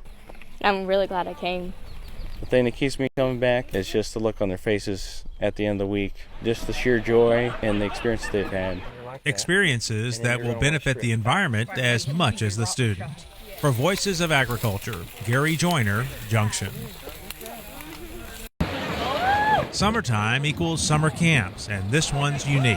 The focus is not just getting to know new friends, but also about getting to know nature, specifically wildlife. If the only thing the kids take away this week is a deeper understanding for wildlife and how important it is to everyone, then we've done our job. It's called the Wildlife Conservation Camp, and it's put on by the Texas chapter of the Wildlife Society. The goal of the week-long getaway is to introduce high school students to all aspects of wildlife and to let them know it's not just fun, but can also be a career. Meeting the professionals has been really amazing because I get to, meet people who are actually in the fields I'm interested in. And so I'm kind of getting a better idea of where I might want to go, things I might want to do to better prepare myself for my future career. Campers come from all over Texas, or in Elizabeth's case, the United States. For 7 days, they're immersed in all things wildlife. They spend very little time indoors. All the learning this week is done outside, in nature's classroom, and students soak in every lesson. It's truly amazing because there's so many topics that we cover and you're just so exhausted because we do so much, and it's just 100% out in the woods, constantly doing what I love to do, which is conservation and research of wildlife. Maybe they're kayaking, setting traps, building scent stations, or learning to shoot. Whatever the activity, the goal is to instill a love and respect for the outdoors and the animals that call it home. I've learned so much from the camp. I've learned so much about conserving the wildlife and the habitat of animals and how important it is, to maintain this stuff around us. The camp moves to different locations every year, allowing diversity in the students and the environment. The camp started in 1993. It's been a 22-year experiment, guiding youth and young adults toward a deeper passion for wildlife, maybe inspiring a vocation. The experiment has been a success. Well, my mom told me about the camp, and I didn't really want to come at first, but now that I'm here, I really like it. It's my favorite camp that I've ever been to. I'm really glad I came. The thing that keeps me coming back is just the look on their faces at the end of the week, just the sheer joy and the experience they've had. Experiences that will benefit the environment as much as the student. For Voices of Agriculture, Gary Joyner, Junction. Summertime equals summer camps, and this one's unique. The focus is not just getting to know new friends, but also about getting...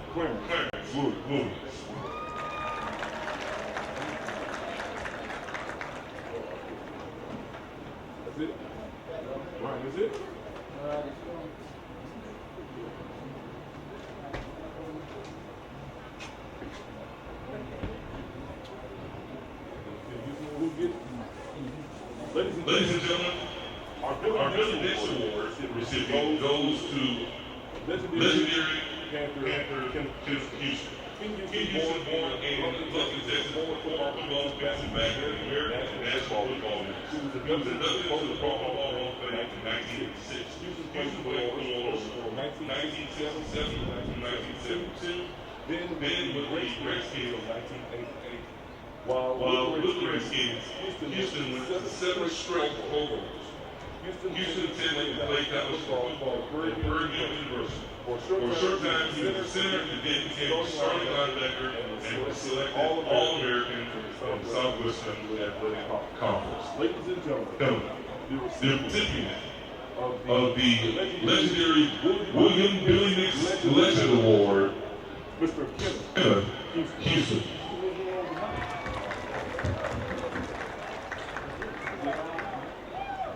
Ladies and gentlemen, let's give a nice round of applause for the 2015-2016 PVAMU Sports Hall of Fame class.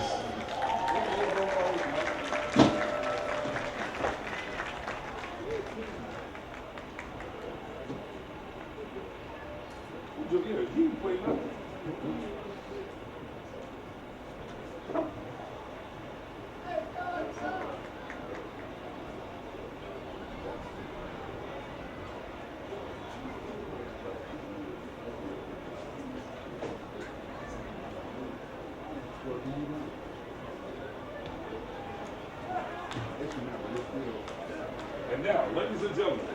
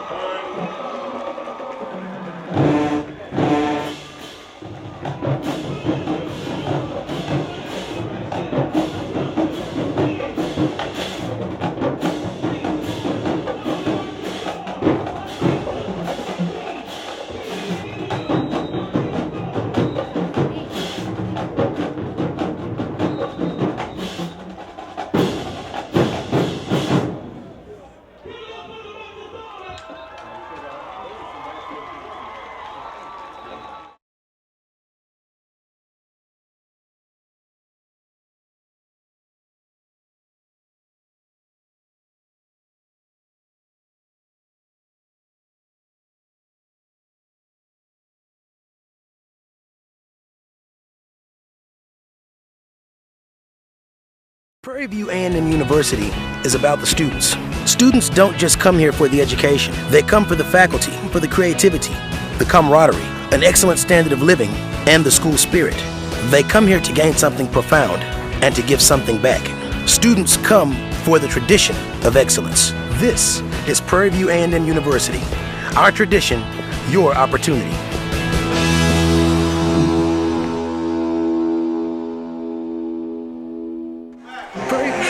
We're back live here in the Bulldog Stadium, ladies and gentlemen. We're tied at 14 at the half. The Panthers getting off to a very slow start, Jonathan, and then finally picking up in the last 3 minutes of the ball game. The scoring is as followed at the first quarter at the 7:13 mark.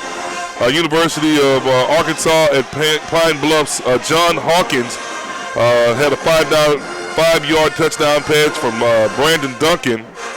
And then at the 2:45 mark, Dante McDonald had a 1-yard run to bring the score to 14-0 after the successful Gillen point after attempts. Then the Panthers finally got ahead of steam up going at about the 11:33 mark as John Allen rolled out and received a pass from Christian Russo, one of the most daring catches of the year, a one-hand snagger.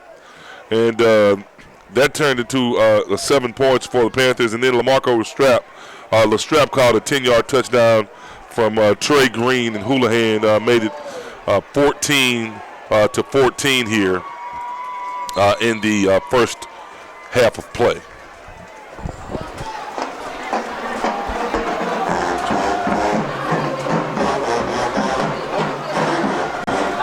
The Panthers doing a good job. Something's going on with we're having some power surges going on here in Bulldog Stadium, ladies and gentlemen. We apologize, Jonathan Stribling's mic's not working. That's okay. I can talk enough for both of us. How about that? The Golden Lions will go on offense. Duncan will come back out with an eye backfield. Bradley's in the backfield. They give it to him right side, and man, all over him for the Panthers is going to be, and I heard that. How about that now, Jonathan? There's going to be Brandon Medina who gets the tackle for the Panthers. Can't hear you or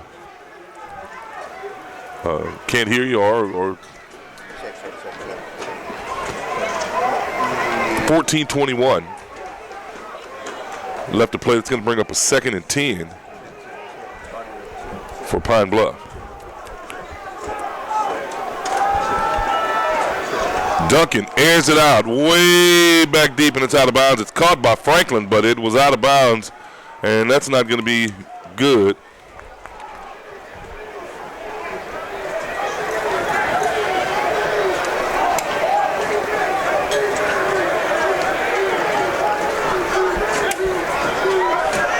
And that's going to bring up a 3rd down for Pine Bluff. 3rd down. Pine Bluff. Well, looks like we've had a power surge or something come through here that's blew out some of the equipment. Duncan drops back, throws right, it's caught. And a great tackle there by Arthur Lockett, pardon me, for Pine Bluff. And that's going to bring up a 4th down for Pine Bluff, and now the Panthers with a head of steam.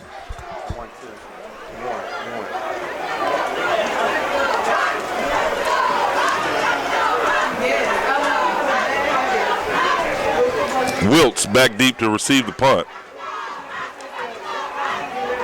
And Wiltz will just get away from it, and the Golden Lions will down it there at, call it the 43-yard line. The Panthers now on offense.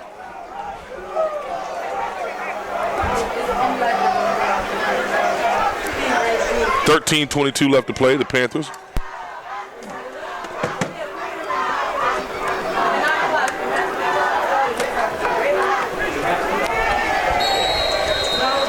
Now on offense.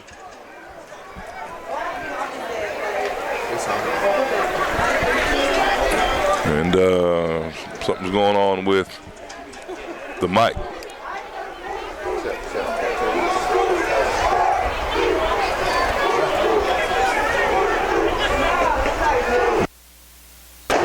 Green with a quick pass.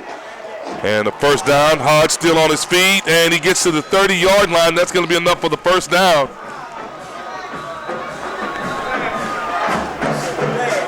And their flags on the play.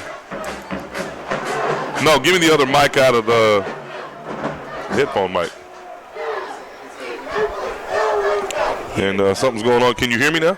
You can hear me now, but I can't hear you. Maybe there's something going on with the microphone, but that's going to be on Prairie View, and it's going to still be a first down. And a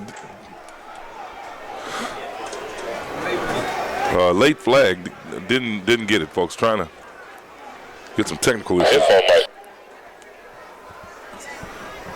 Maybe that was the return. What was that? Do it again. Can you hear me now? That's the music. Yeah. No, that's coming through there. That's backbeat. Right. Yeah, because you have it up on your computer. Wow. 13-13. Left to play here in the first.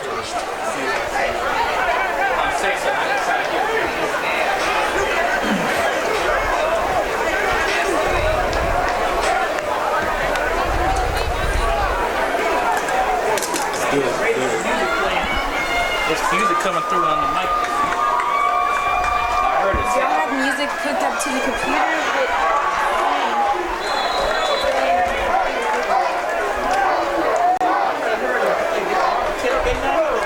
Something going on with the system. 2nd and 1 for the Panthers. Let me go turn it back up.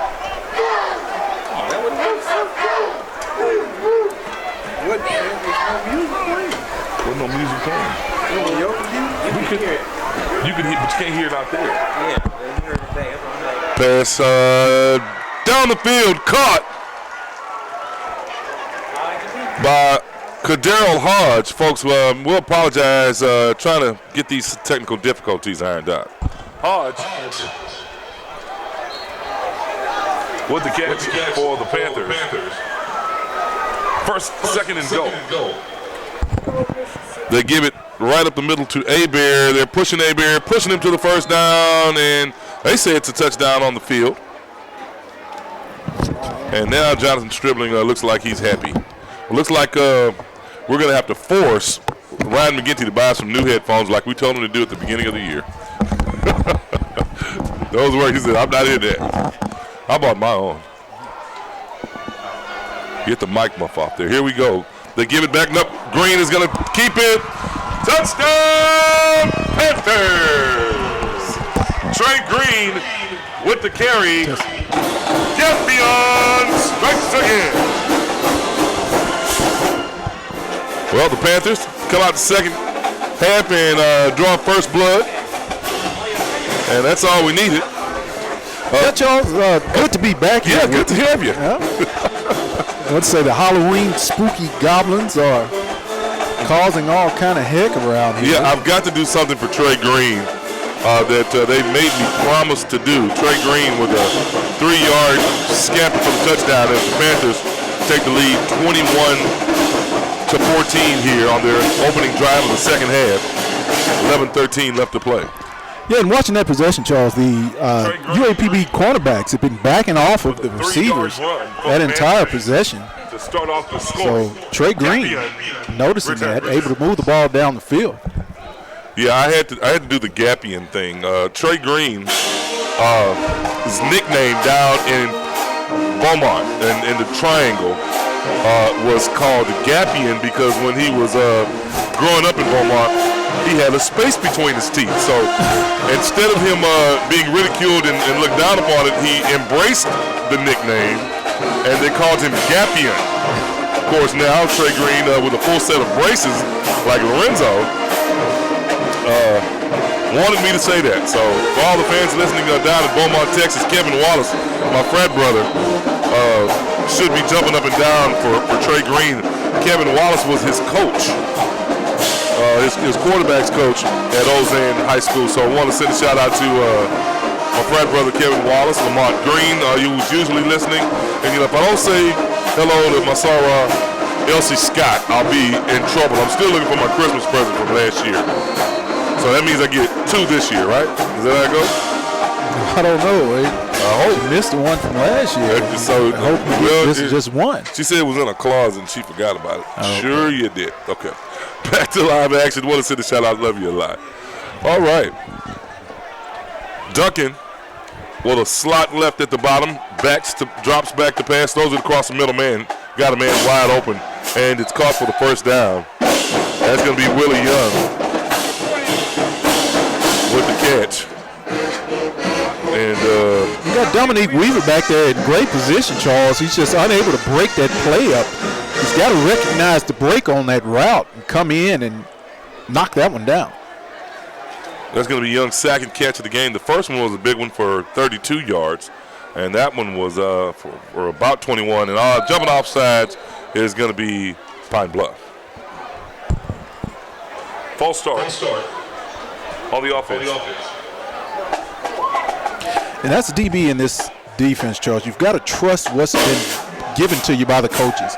They run a nice cover too, and then we've seen in the past couple of possessions earlier, they were sending blitz in. So these DBs have got to trust their coverages. If they're in man-to-man, hey, you've got to stick to your guns. If you've got help over the top, then you can play a little aggressively. But if you see they're 10 yards off the receiver, so there shouldn't be anything that's getting behind them. Duncan drops back, throws the fade out right side. Looking for Young again. Young defended well there on the left side. And now the Golden Lions have a second and call it 16. Yeah, that's great positioning by Weaver over there. He's able to use the sideline as an extra defender and push his receiver out of bounds.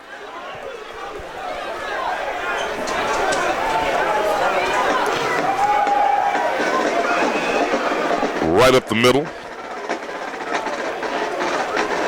With the run goes Pine Bluff.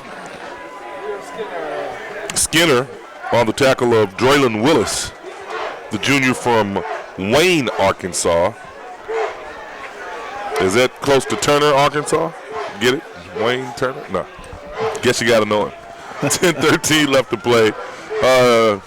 Not as many Panther fans on YouTube as we'd like. Go ahead and send us a shout there on YouTube so we can recognize you here on Panther Vision.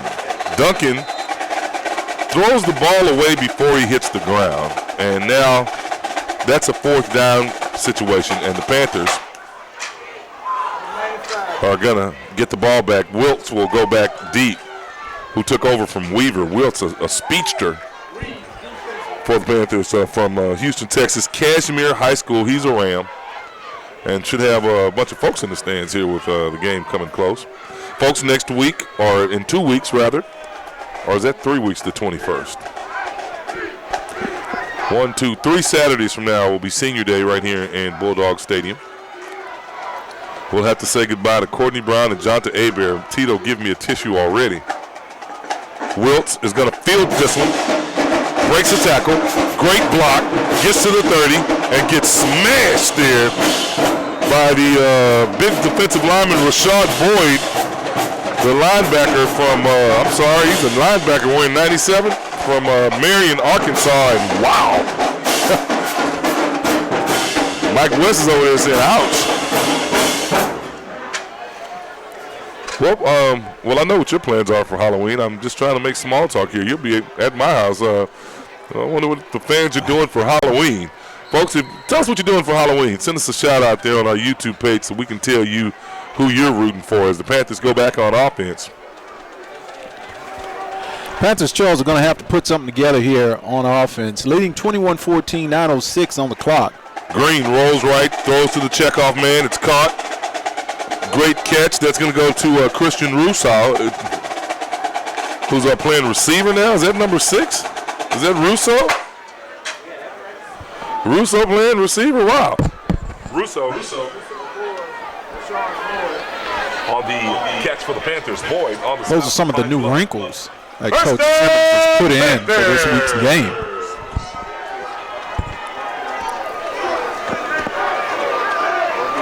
Hebert gets the fake across the middle. It's caught by Lestrap. He's got enough for the first down. Flags on the play, though. That's a late flag. If that's holding, I'm not a happy camper. Lestrap with the catch. Looked like we also got an injured Pine Bluff player on the field. He'll get up really quickly, and now we're holding a consolation. Captain of the defense down there for Pine Bluff. DeMarcus Berry is calling the troops back. Rico Merriweather Jr. getting helped off the field there. And here comes the call. Personal foul on the Panthers. No, that's an ineligible man downfield for the Panthers. Green stepped over the line of scrimmage. Ineligible man downfield on the Panthers. 5-yard penalty. Replay, first down. I'm going to give a shout out to I Am Reese, 25, Panther fan and alumnus, checking in from Atlanta, GA. GA.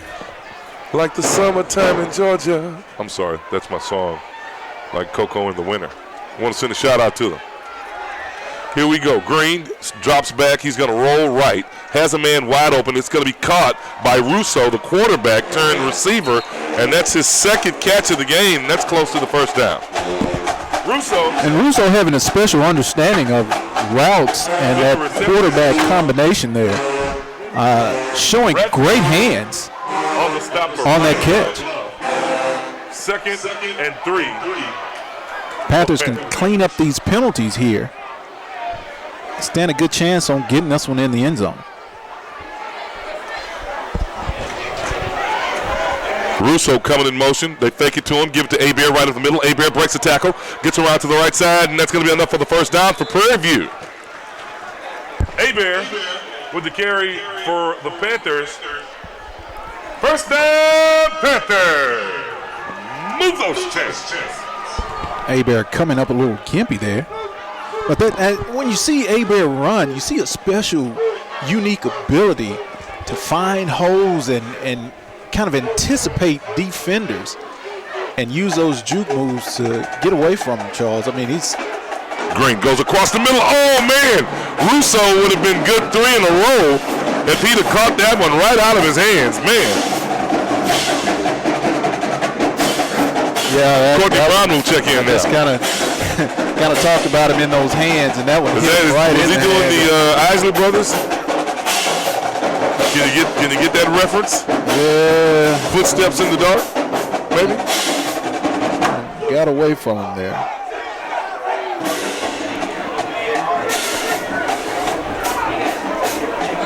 .6:52 left to play in the third. Russo gets the fake to give it back to Abear again right up the middle. Oh, that's Courtney Brown, pardon me, and Brown into a wall of Lions.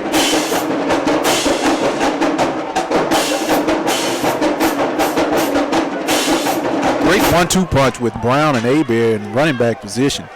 Brown is a real patient runner. He likes to set his blocks up and follow those big fellas inside. That brings up a 3rd and 6 for the Panthers, and here we go. Trips up top, Twins at the bottom. 5 receiver set. Brown in the slot here at the bottom. Abear up top. Green.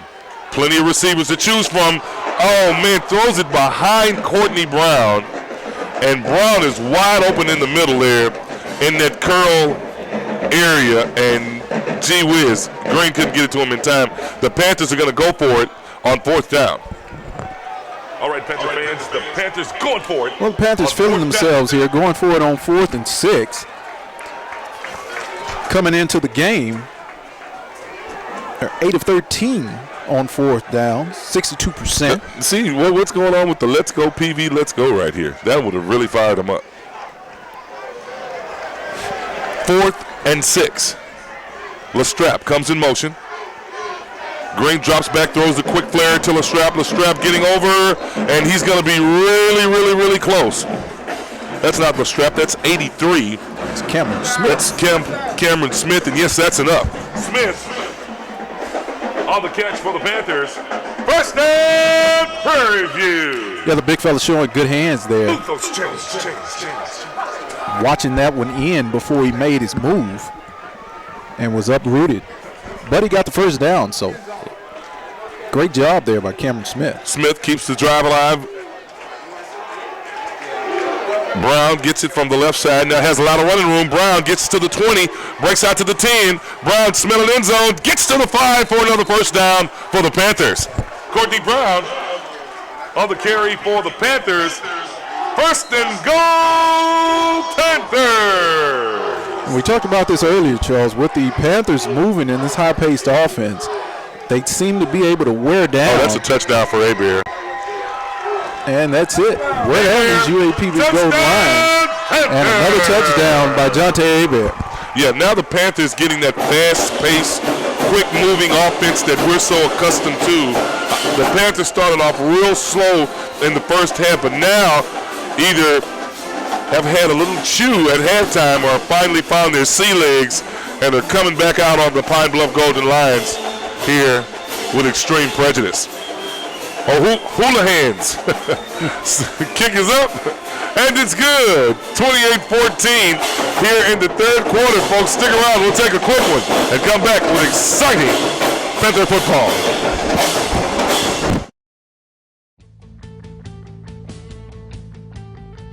Outstanding design defines the 2015 Hyundai Equus. This four-door, five-passenger sedan stands out among competitors in its class. It features an automatic transmission, rear-wheel drive, and a 5-liter 8-cylinder engine. A wealth of standard features mean that you no longer have to sacrifice, such as cruise control, a blind spot monitoring system, power door mirrors and heated door mirrors, lane departure warning, and remote keyless entry. Rear passengers enjoy the seat heating functionality, keeping them warm during the winter months. With high-intensity discharge headlights illuminating your path, you'll always appreciate maximum visibility. For drivers who enjoy the natural environment, a power moonroof allows an infusion of fresh air. Audio features include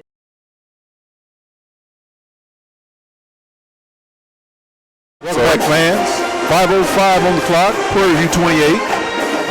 UAPB 14. Kyle Coleman finds a hole and dives to the 25-yard line. Good run back by Pine Bluff, and they'll get back on the board. Or back to work, rather. Waiting to see our good friend Jenny Spates come back in with live stats. Nick Brewer on the stop for the Panthers.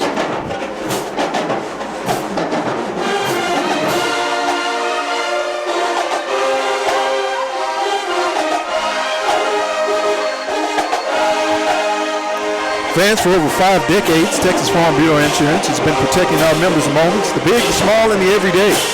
Our 800-plus agents and over 300 claims personnel provide prompt, efficient service to more than 450,000 member families all across Texas by providing auto, home, farm, and ranch, life, health, and other products. For more information, please visit your local Texas Farm Bureau Insurance agent or log on to txfb-ins.com.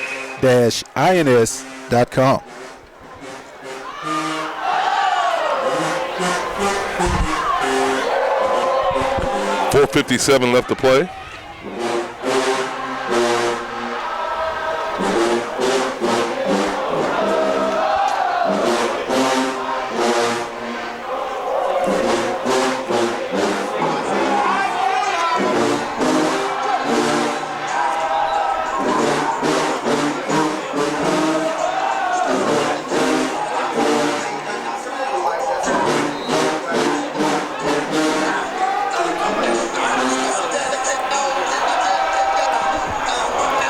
.57 on the clock, ladies and gentlemen. Prairie View A&M 28, University of Arkansas, Pine Bluff 14.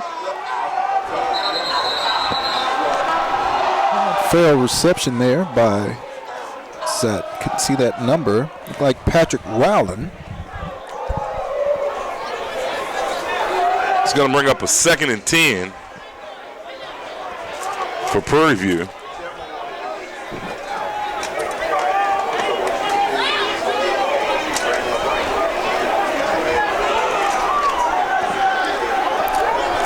Arkansas Pine Bluff, 156 passing yards on the day, 47 yards rushing. Wow. Duncan tries to keep it, nowhere to go.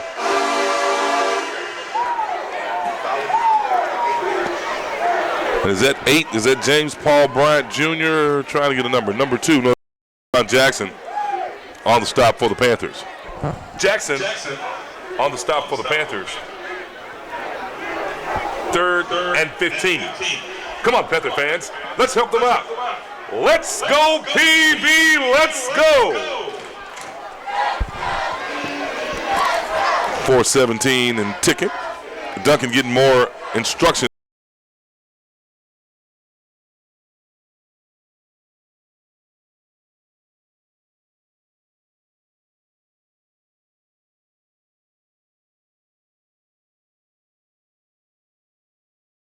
For Pine Bluff.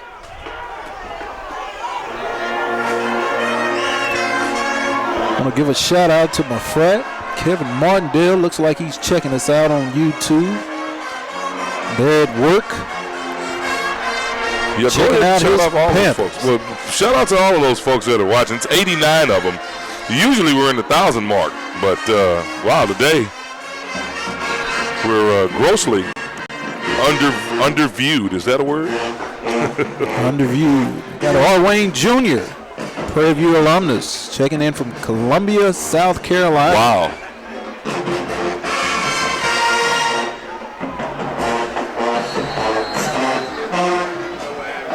We're back to live action here. Chris Duncan's in the shotgun. Movement. He's able to throw the ball as well as he does. Folks tend to forget that, hey, fella can take off and run. Houlihan's punt is blocked. Russo gets it, reverses field, steps inside, does his best job, but he can't get in there. And the Panthers will go up 34-14.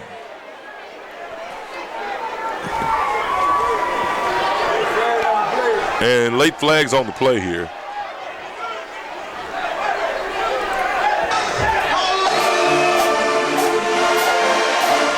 Fans, 2 minutes and 7 seconds left on the clock. Prairie View A&M 34, University of Arkansas Pine Bluff 14. Well, the officials are conversing here.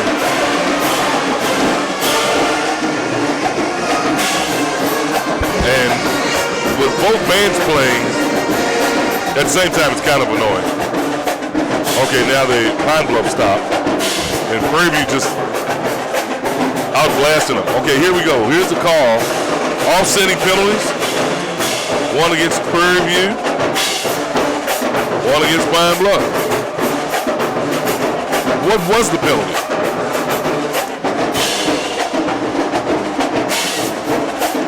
You're going to have to go and talk to your good friend, Walter Clemens. We're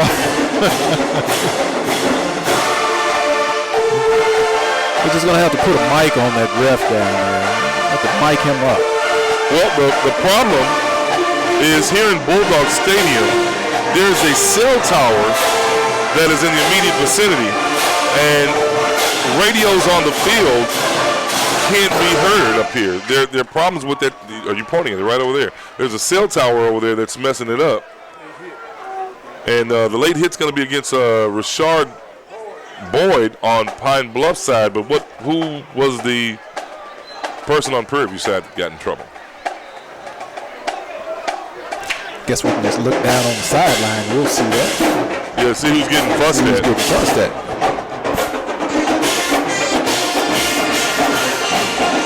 Well, obviously, it was against Pine Bluff because the Panthers are getting ready to kick from the 50.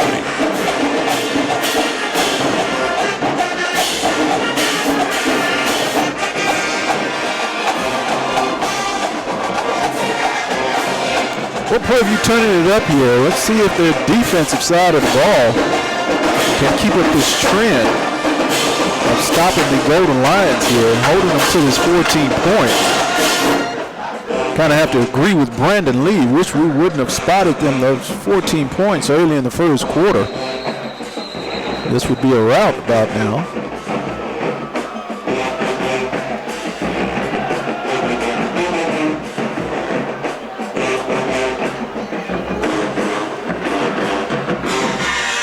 .207 left to play. The Panthers 34, Pine Bluff 14. After Pine Bluff jumped out on the Panthers 14-0, Prairie View regrouped and got it together, and now have taken the lead here and blanked Pine Bluff here in the second half.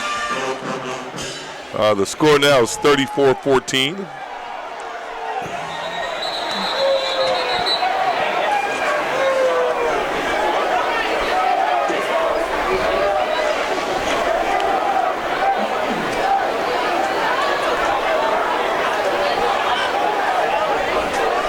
And flags on the play. Let's see.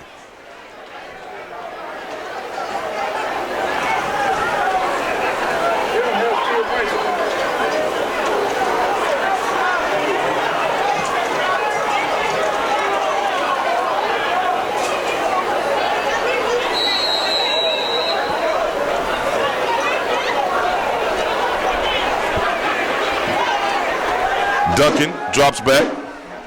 Has a man wide open, and he leans over. No flags on the play.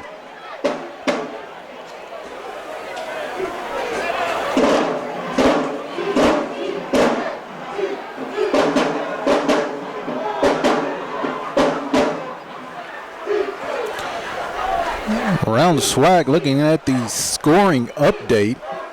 6:49 left in the third period. Mississippi Valley State is up on Jackson State 9-6. Wow, that's a big game down there in Itta Bena. Nowhere to go. Alabama State 14-0 over Alabama A&M in the 74th annual Magic City Classic. That one's being shown on ESPN3. Thought it started at 4 o'clock. Wow, I wanted to see that one. That is one of Birmingham's biggest events, is the Circle City Classic. The people come from everywhere. People barbecuing all over the state.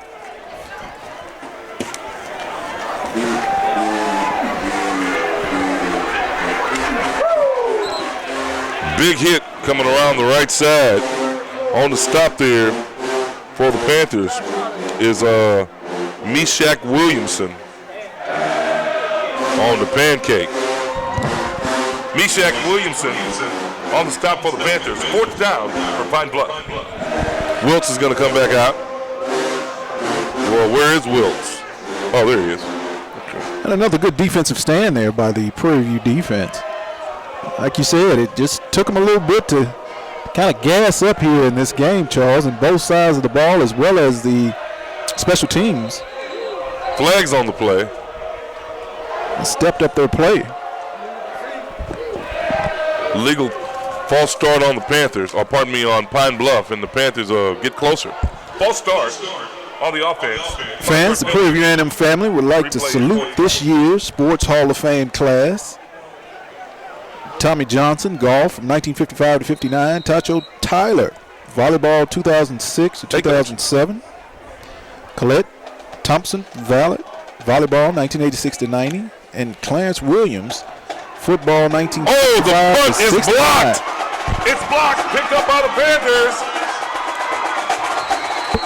And Prairie View will have it at the 8-yard line. And guess who's going to come out and quarterback? None other than number 11. How about that? Daryl Smiley. The Panthers recover. Fred Anderson on the takeaway.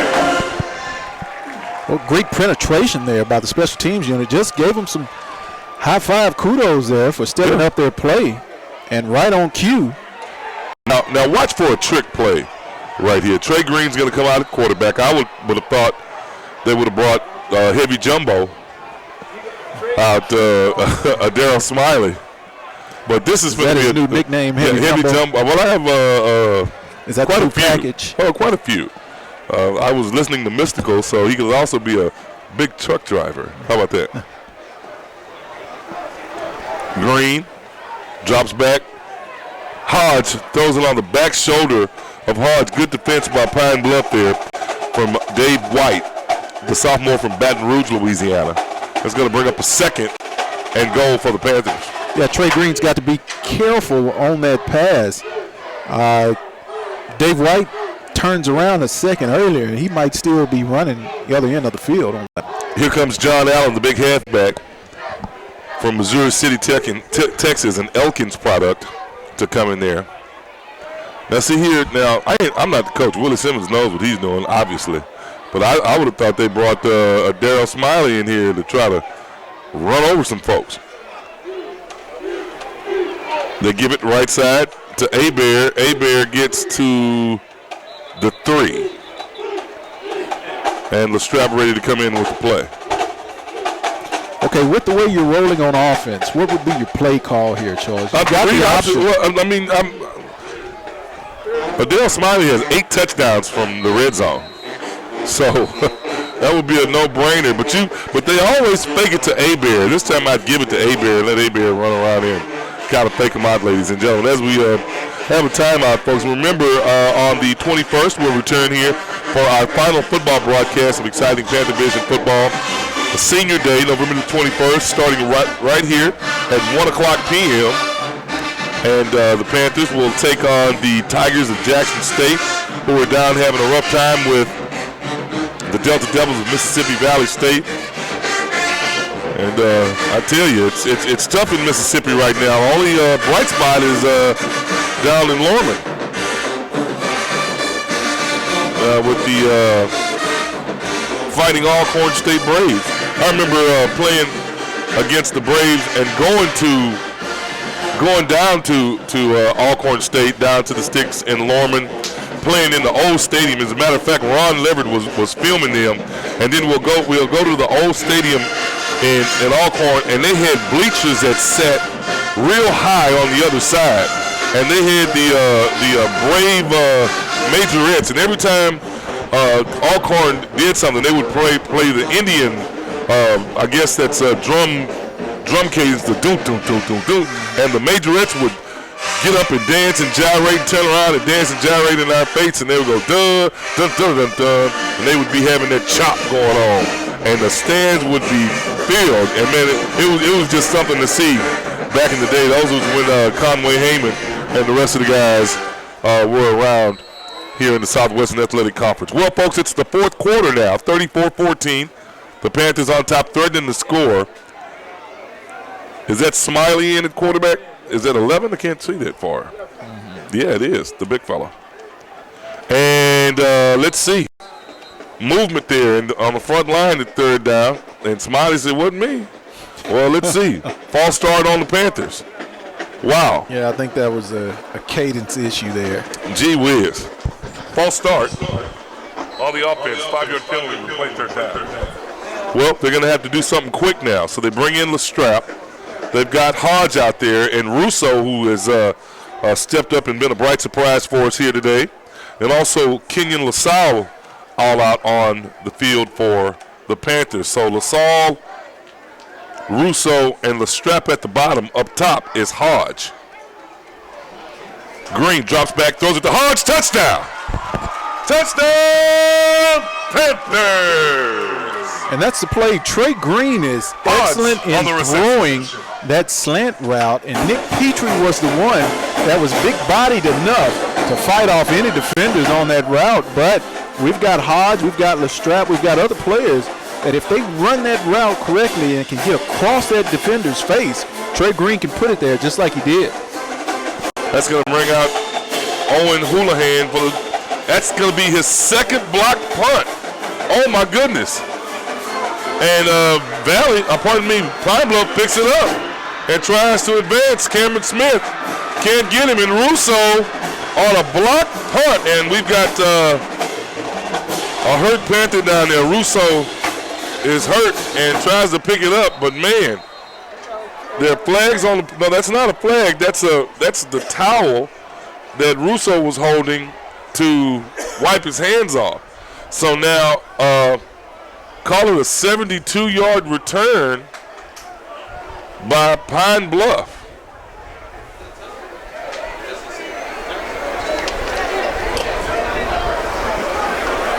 And that's going to be what? Well, it's got to be wrong. It's got to be a safety. So it's going to be 16. So that's 2 points. 40-16 now for the score now. But the Panthers on special team, that's going to be the second blocked point after in a row. Yeah, coach is going to have to shore that line up. There's some miscommunications there on your assignment. Whenever you're able to get in and get a blocked field goal, speed is always a concern. But if you've got your blocking down tight, then there shouldn't be any issue while these guys are getting in there. And you're talking 2 plays in a row. Our special team coaches are going to have to get with the guys and tighten that up quickly. Panthers do not want to allow any gimmies to the Golden Lions here.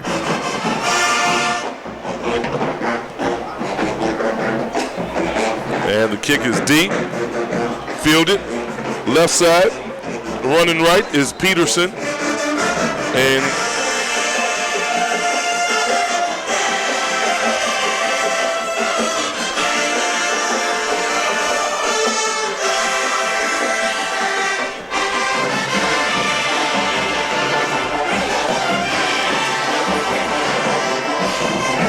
well, some fourth quarter stats, some quickie stats. Now Trey Green 7 of 46 on the ground with 2 touchdowns.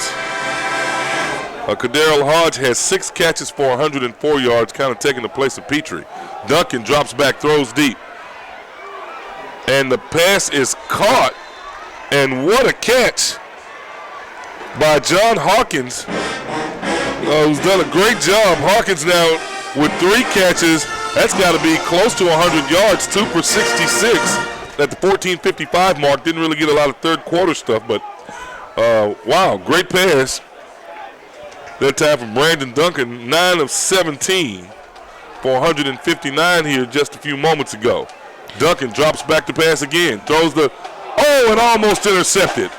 Great anticipation by the Panthers. That's going to be O'Leary, 32. That's what the Panthers are going to have to do, Charles. You know your threats are Willie Young, John Hawkins. These guys are going to have to put the ball in the air to mount any type of comeback for the Golden Lions. These defensive backs, knowing that they have help over the top, can kind of take some chances here and go after these interceptions and get the ball turned over for the Panthers. 14:21 left to play. 2nd and 10. Duncan drops back, it's intercepted. And here we go. It's intercepted. Porter to the 20, to the 10. Touchdown, Panthers. Excellent defensive play call, Charles. Just what I talked about as far as getting aggressive. Sent in the blitz and dropped the lineman down and also dropped down the DB for the interception and the run back. Cedric Porter with the 50-yard interception. Now let's see what we're going to make some adjustments here on the point after. We've got to do it. And Russo will come out to hold it, and Russo gingerly holding that left hand. And let's see, Owen Houlihan, a.k.a. O'Houlihan, no, just teasing, will come out to attempt the point after. The snap is back, the kick is up, and finally, yes, it is good. Now 47-16 here in Bulldog Stadium. The Panthers all over Pine Bluff. Stick around. We'll take a break and come right back. It's how we choose. Let our arms be strong and high. Be strong and high. And let it set. And let it set. Be first to 25. Be first to 25.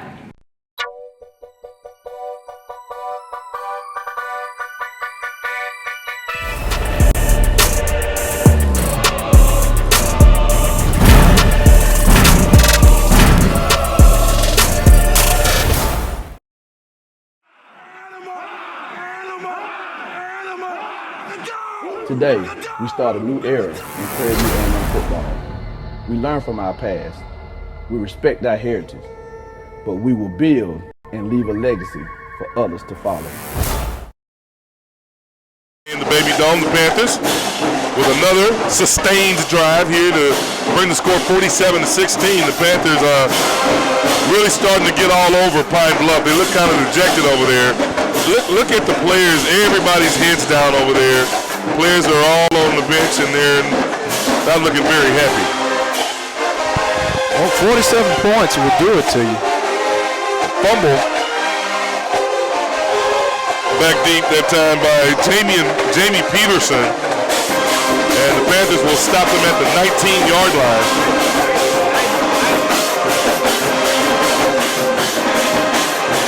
Isaac Claiborne will make the stop for the Panthers. Peterson with the return. Claiborne on the stop for the Panthers. 1st and 10, Pine Bluff. Well, one more game here in Waller Stadium. I tell you, I was hoping the young lady gave me the list of all of the students and staff that have done so well, that have helped us with exciting Panther sports. And a good defense by the Panthers. Pass intended for Cody Swain, the junior from Baton Rouge, Louisiana.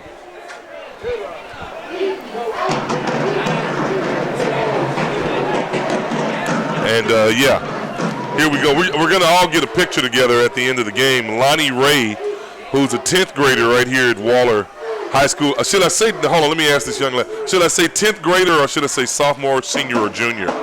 Is it 10th grader, 11th grader, or sophomore, senior, or junior? Okay, yeah, I just want to be politically correct. Don't call me a 10th grader. Makes me sound like I'm in high school. Duncan rolls right, throws right. Swain catches it. What a good catch, getting 1 foot down, and that's going to be enough for the first down for Pine Bluff. Swain. Yeah, Swain was able to get behind that defensive back, find that soft spot in that cover 2. Golden line. Great catch and throw first down from the quarterback. Okay, let's be politically correct. Jacob Sellers, who's a junior here at Waller. Emily Hyatt is a junior. Linda Warbington is a junior. Zoe Guidry's a sophomore, and then we've got 4 seniors as Duncan escapes trouble and throws it over to Lorenzo. Okay, Zoe Guidry is a sophomore. James Brinkley, Ariana Ojeda, I was right the first time. Elijah Stopyak. Stop your yakking, Elijah. No, I'm just teasing. And Kendall Townsend, who's the technologist here at Waller Independent School District. We want to thank them sincerely. They have really rolled out the red carpet for us, and despite my crazy antics, have hung in there with us. Now I have a coach over here. How did I put Guidry? Yeah, they didn't hear it? Oh, okay, yeah, it's Guidry. I'm from Louisiana, baby. I knew Guidry before you was born. Here we go, left side, good catch and a spin for Pine Bluff. Willie Young, who really been the go-to guy. Well, Willie Young is their top receiver. That's what we talked about. The defensive backs are going to have to recognize who's out on the field, who's been hurting them, who the quarterback likes to go to. Kind of clamp down, give them some special attention. 12:58 on the clock here in the fourth quarter. It's going to be the only way they can get back in the game is put it in the air and try to move down the field quickly. I want to send a shout out to my classmate from Madison High School, Kendra Woodard, who obviously sent me an instant message 2 weeks ago, but I've just downloaded it on my new phone, golly gee. And what are you laughing at? Ladies and gentlemen, the 2015-16 edition of your Prairie View A&M women's basketball team hits the court next week, hosting Our Lady of the Lake University in an exhibition game. That's next Sunday afternoon at 4 p.m. in the Baby Dome. Now, will you be able to make that one? I don't want to put you on the spot. Is the fourth down team punting unit? Fourth down team punting unit? Let me just make up names. I have to check some numbers there, Charles. Yeah, check some. I know that's right. Wiltz will be standing at the 15. Good, beautiful, high punt And Wilkes will have to call fair catch, and he does. And the Panthers will take over at the 25. Late flag on the play. Yes, sir, Mr. 30 and 42. Well, they mixing it up? Yeah, it's going to be Blake Connor for UAPB. Offset penalties. They're going to call it on both of them. Nick One Brewer. on Prairie View and then one on. Well, those offsetting penalties, we've talked about that before, where it'd be beneficial for one team if that initiating player were held responsible for those actions. Sometimes you can't. Well, you always catch the second. Yeah, you always catch the second one. You know, as a fan and as a team, you want that penalty to count. You know, offsetting penalties kind of looking at us. We look at it all the time. We're kind of like, hey, okay, why did you even throw it out there? There's no penalty assessed. There's no benefactor or no benefit to any of the teams there. Yeah, now as we get closer, it's about the 12-minute mark. I want to send a shout-out to Milwaukee, Wisconsin, to Thomas Moreland. And I'll give you the story here in a minute as Smiley completes a pass over to Anthony Wilkes. And that's going to be a gain of about 7. Smiley to Wilkes. A gain of, well, that doesn't help. Gain of 7 on the play. 2nd and 3 for the Panthers. Better than ours, I'll say that. 11-19 left to play. Smiley giving Trey Green a break. They hand it off in the middle to Courtney Brown, and Brown breaks a couple of tackles and gets enough for the first down. Brown.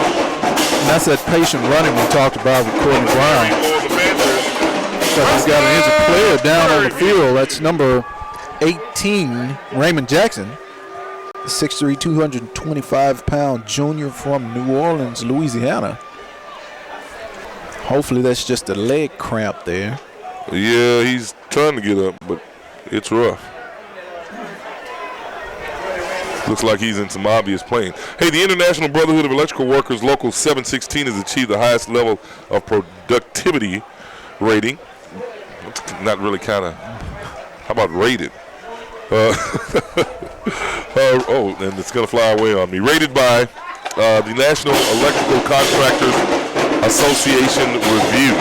Now, their members take great pride in finishing your job on time and every time and on budget. The International Brotherhood of Electrical Workers Local 716 focus on having your job done on time and on budget every time. Contact them, folks, at 713-869-8900. And nobody to fake to. Smiley throws left side. It's caught. Wide open. Great catch. Enough for the first down, and being wrestled down is going to be Quentin Bell, freshman from Long Beach, California. And Quentin Bell is one of those special athletes, Charles. 6'4", 220 pounds. Now, he's been said to clock a 4.5. He's been highly recruited for track. Yeah, you know, Coach Clay is really getting on him about, hey, fella, you need to come out here and run some track for me. Hey, man, that kid runs like a 4.40 yard dash, something like that. Quick pass right out to Courtney Brown. Brown going to the 5, the 10, and trying to dive. I think Brown wanted to fly into the end zone. Why would you jump at the 11? Yeah. He's trying to get in there. He wants a touchdown badly. Brown will complete it, and it's going to be a 1st and goal for the Panthers.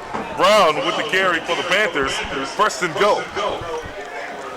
Brown gets it again. Brown wants to get in the end zone. Coach, I need a touchdown on my resume. And some pushing and shoving going down in the back. And wow, what a drive. Yeah, those guys were 10 yards off the play, and they're still getting it on. Down to 9:48 left to play.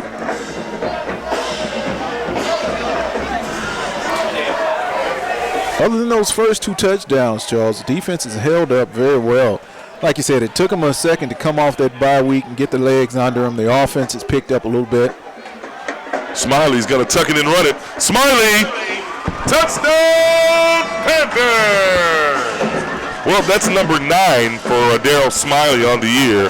He's gotten into the end zone more times than anybody on the team. And with the fake run or pass and runs it in again. That's 3 touchdowns today for Smiley or 2? 2. 2 for Smiley, 2 for Green, 1 for Abear. And that's going to bring it out. Owen Houlihan to attempt to point after. The snap is back. The kick is up again. And it's good, ladies and gentlemen. 9:25 left to play here in Bulldog Stadium. The Panthers on top of the Golden Lions, 54-16. Nature, specifically wildlife. If the only thing the kids take away this week is a deeper understanding for wildlife and how important it is to everyone, then we've done our job. It's called the Wildlife Conservation Camp, and it's put on by the Texas chapter of the Wildlife Society. The goal of the week-long getaway is to introduce high school students to all aspects of wildlife and to let them know it's not just fun, but can also be a career. Meeting the professionals has been really amazing because I get to, meet people who are actually in the fields I'm interested in. And so I'm kind of getting a better idea of where I might want to go, things I might want to do to better prepare myself for my future career. Campers come from all over Texas, or in Elizabeth's case, the United States. For 7 days, they're immersed in all things wildlife. They spend very little time indoors. All the learning this week is done outside, in nature's classroom. Hey, we're back live at Bulldog Stadium. Did you see the Panther kickoff team stepping in the middle like the Omegas? What's going on with that? Missed that one. They didn't have anything to twirl, so it couldn't have been the Dukes. Oh, wide open. And a big hole on the offensive Houlihan trying to get him. And Houlihan says, and he stepped out of bounds, but Houlihan says, I can try to tackle you. And a heck of a run back from Jamie Peterson all the way to midfield. And there we go with relaxing on special teams. And that's scary going down the stretch.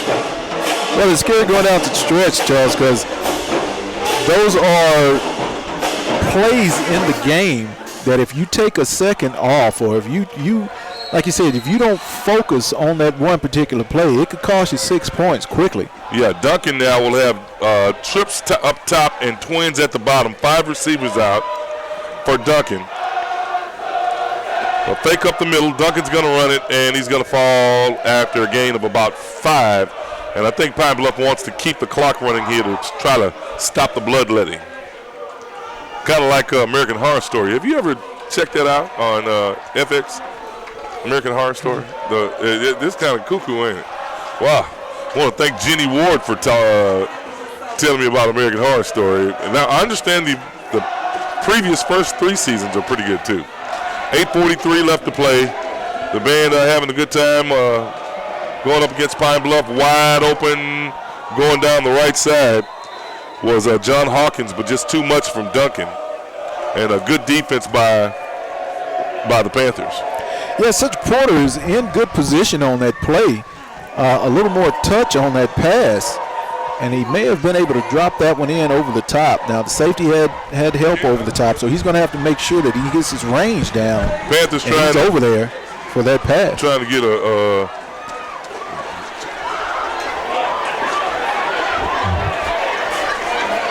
trips left, slot at the bottom, 3rd and 7. Duncan across the middle. Oh, and not quite enough for the first down. Is going to be number 6 for the Golden Lions, Patrick Rowland, a sophomore from, I guess, about 60 miles away. Is Little Rock about 60 miles away from Pine Bluff? He's not paying attention. How far is it from Pine Bluff to Little Rock? Yeah, to Pine Bluff. 42 miles. Okay, I was, 14? You're close. You're close. I've been back and forth. We stayed at that Days Inn. Was it a Days Inn? No, it's the La Quinta right there on 20. And then there's a Holiday Inn right there on 20 with a hill on it. And that's, man, I can't, Coach Barnett. I don't know if you remember Coach Barnett. He was the defensive coordinator in the Greg Johnson days there. But there's a hill. At the top is the Holiday Inn Megadome, or whatever you call it. It's the big Holiday Inn up there. And then down at the bottom is the little Holiday Inn Express, where the coaches and everybody stood up at the top of that hill. And the Megadome, and the players stayed at the bottom. Well, it was muddy that day, and we were coming from having some fun. And there's a hill there, and Coach Barnett wanted to walk down the hill. And we said, no, Coach, it's wet and slippery. Now, Coach had a bad knee. And much to our chagrins, he rolled all the way down there. And we had to, look, it was freezing cold. We had to wash him off with a water hose outside because he had so much mud on him. Oh. Funniest thing I've ever seen in my life. They give it right at the back, patient running. All the Panthers. Is that Abe? Is that Anderson? Who is that? I can't even tell. I'll tell you those. No, that's Abear. Is it Abear? Okay, then tell me that looks like a 3. 54 to 16. Abear would be sitting down. Abear is that okay? Resting. Abear on the carry for the Panthers, 2nd and 7. Yeah, he'd have to be sitting down. Yeah, this is a time where you can get some of your younger talent in the game and get them evaluated. Gant goes in motion and instead of running the risk of nowhere to go. Pine Bluff understands that Prairie View is going to work the clock here, and they're going to run the ball, so they're going to send all their guys after your running back. Don't want to see a situation where you put one of your best players in harm's way here.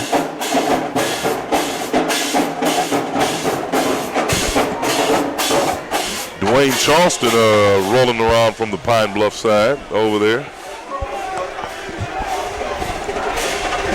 He's over there staring up the pot. Stirring up trouble. Smiley steps up in the pocket, throws right up in the middle. It's caught. Oh, and it's fumbled. And Pine Bluff gets on it. I think they'll have it. Smiley with a good pass, and a turnover, and Pine Bluff will get it. And good recovery. And hit by Brandon Hoff. Yeah, Raymond Jackson on the reception. Hoff came over and delivered a shot and dislodged the ball.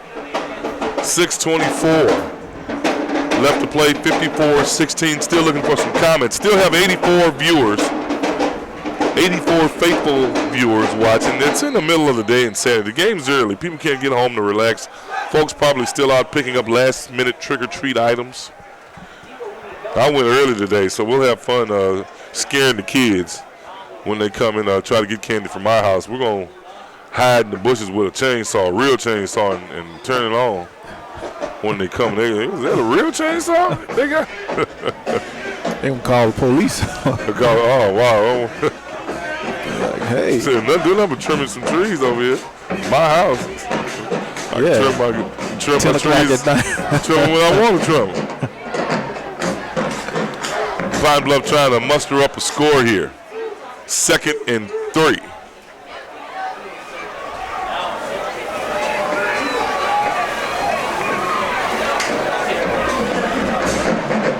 Up the middle.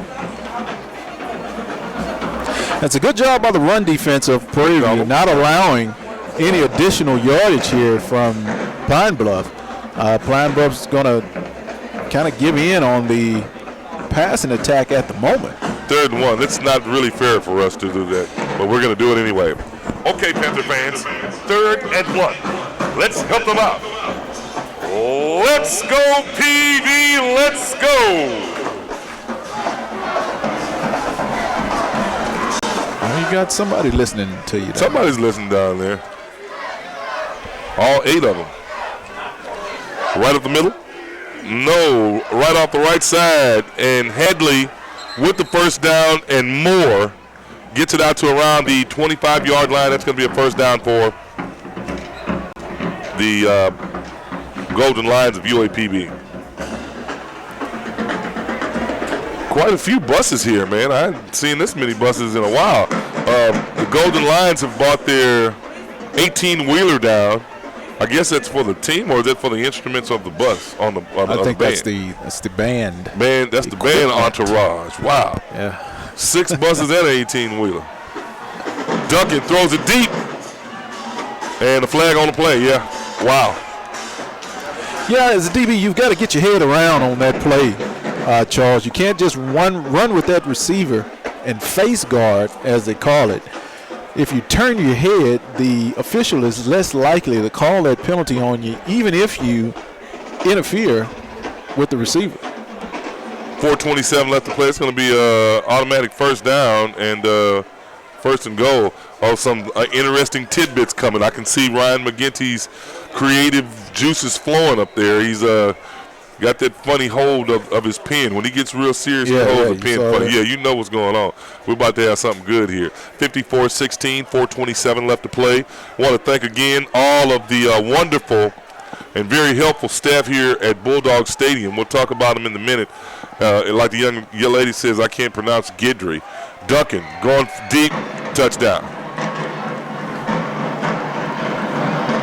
And that's to the big tight end for Pine Bluff, Cameron Williams. And Pine Bluff will get on the board. Excellent read by the quarterback there, finding his one-on-one with his big tight end, lofting him up, letting him go and get it on that one, Charles. Drilling it in for 6. It's going to bring Gillon out to attempt the point after.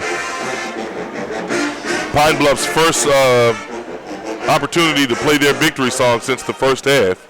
And, of course, they got in right close to halftime. Yeah, so I was about to say. that's their first time playing it at all tonight. Ben wasn't here. Oh, and a block for the Panthers. And it's picked up. And it's picked up again. And here we go off to the races. I don't think he's going to be fast enough. And, but the Panthers return a blocked field goal. After 2 from Pine Bluff, the Panthers will get 1. Flags on the play. I mean, and that must have been a good one because he threw that flag way up there. And it's going to be against Prairie View, I'm sure. Well, dead ball. Yeah, dead ball foul against.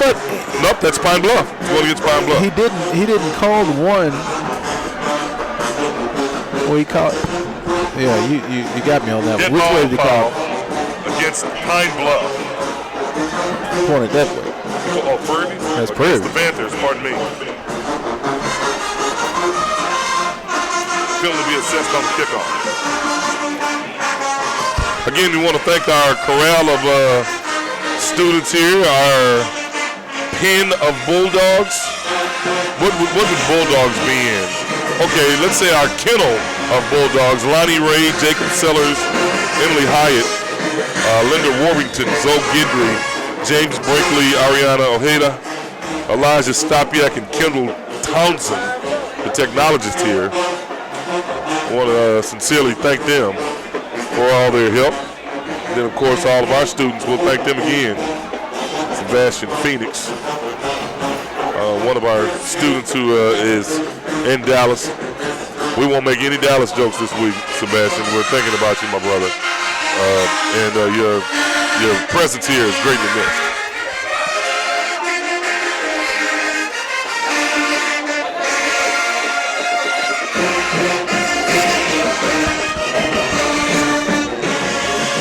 .421 left to play.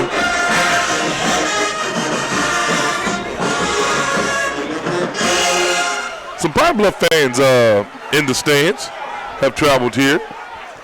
Can you believe I counted to tell you how many were over there that are just fans sitting in the stand, Jonathan? 37. Hard to do. 37. And with people standing around and just looking, it's 114. I have too much time on my hands, huh? Yeah, I guess so. Okay, now Pine Bluff showing onside kick. And here we go, the Good Hands team. And they're going to just kick it deep, and it's going to go in the end zone. And the Panthers get it on the 25.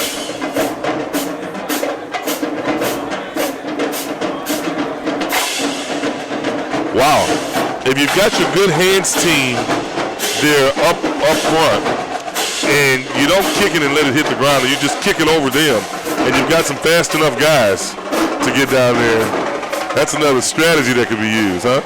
Yeah, we talked about that in the pregame when we were bringing up scenarios. That was one we brought up and said, hey, what if? So those guys get back there, scoop that one up and run it in. Close game, that'd be a game changer. Fortunately, this game is kind of out of reach for Pine Bluff. Coming in right at their average, 22 points a game on the season. Prairie View upping their average a tad bit, 54 points. Smiley keeps it around the right side. And looks like he's got enough for the first down here. Yeah, when you talk to guys and talk to opponents of Smiley, they tell you he's deceptively quick and shifty. Carry for the Panthers. You look at his size, 250 pounds. You're like, hey, that big fella can't move, but when he's on the field with you, he's gliding through. Smiley drops back. Nope, hands it to Courtney Brown to the 40-yard line. And you got to think that Brown just doesn't want to come out the game. Nope, that's Fred Anderson. Okay, Brown is out the game. Brown and Abeer should be taking a seat right now along with Trey Green. 3:36 left to play. Well, you've got enough young talent that you can put out on the field, Charles, and they can compete at a high level with anyone in the conference. Coach Simmons has great depth here with this Prairie View A&M football team this year. Anderson across the middle. Anderson's going to be one to watch next year. Alex Anderson with a lot of ability, but of course you've got Jonte Abeer and Courtney Brown up front. In front of you, it's kind of hard to get some time there when you got two athletes in front of you like that. 2:58 and counting. And the injured player for Pine Bluff is going to be Caleb McDonald. He's a big 280-pound freshman. He looks bigger than that. Is that 98 running off? They've got him listed at 280 pounds, a redshirt freshman from Arlington, Texas. Looks a little bigger than 280. I'm 270. That was his pre-meal weight. Yeah. Oh, did I just tell my business? People going to really be messing with me on Facebook now. All right. Smiley in 3rd and 4 for the Panthers. Twins up top and at the bottom. Smiley's going to keep it. Gets to the outside. Nowhere to go. Not as quick as he was in Lufkin. Going around his right side.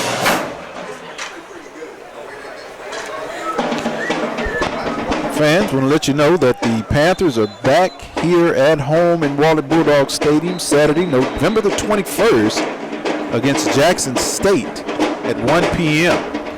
Join us as we'll honor our senior class during pregame, in addition to an exciting halftime battle of the bands featuring your Prairie View A&M Marching Storm and the Jackson State Sonic Boom. We know the name of this band this time. 2 minutes left to play.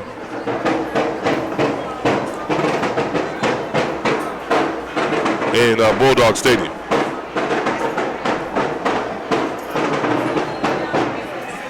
Congratulations to the Marching Storm for becoming permanent band to participate in the 2016 Honda Battle of the Band. Back to live action. The Prairie View University Marching Storm participating in the Battle of the Bands down in Atlanta, Georgia. Now, during the Prof. Edwards days, the Panthers frequented the Battle of the Bands. I think they've won, I'm not going to even say. They won a few times for sure. Houlihan is just waiting. And you know, the philosophy with that rugby-style kick is you give your defense time to get down the field. So you kind of take away the chance to be for it to be a run back, because he can kick it at any time as he runs around, or he can keep it. That's setting up a real good trick play. For the Marching Storm, please give them your support. More information is available on their Minute 51 left to play. Marching Storm. And folks, I want to let you know, if you want to support now, there's a young lady here who's the voice of the band, and I don't know. Shame on me, because she's a real true Panther who's at all the games dancing and having fun. What's your name? Tierra Chapman. Tierra Chapman. Okay, she's the voice of the band, and I hope you can hear her now. The band is trying to get to Atlanta, right? So are they raising money to try to get to Atlanta, or? Okay, they're having a raffle. Where can you buy raffle tickets? You can buy raffle tickets from one of the band members, and The information is on their page. Okay, you can buy raffle tickets for the band from one of the band members. Now, what if you live in off in between Louisiana, and you want to buy a ticket? You can inbox them on their Marching Strong Facebook. Well, what if you don't know anybody in the band and you from off in between? You can call. What's the extension for the band? Wide open. Wow. See, these are the kind of things that we've got to stop with a minute and 34. Pardon me, I didn't mean to cut you off, but a big toss downfield. Wesley Hawthorne. Yeah, who gets the big catch and moves the chains for Pine Bluff. Can you go on? Does the band have a webpage? They can either email Dr. Zachary, which is at ttzachary@pv. Okay, TT Zachary, Zachery,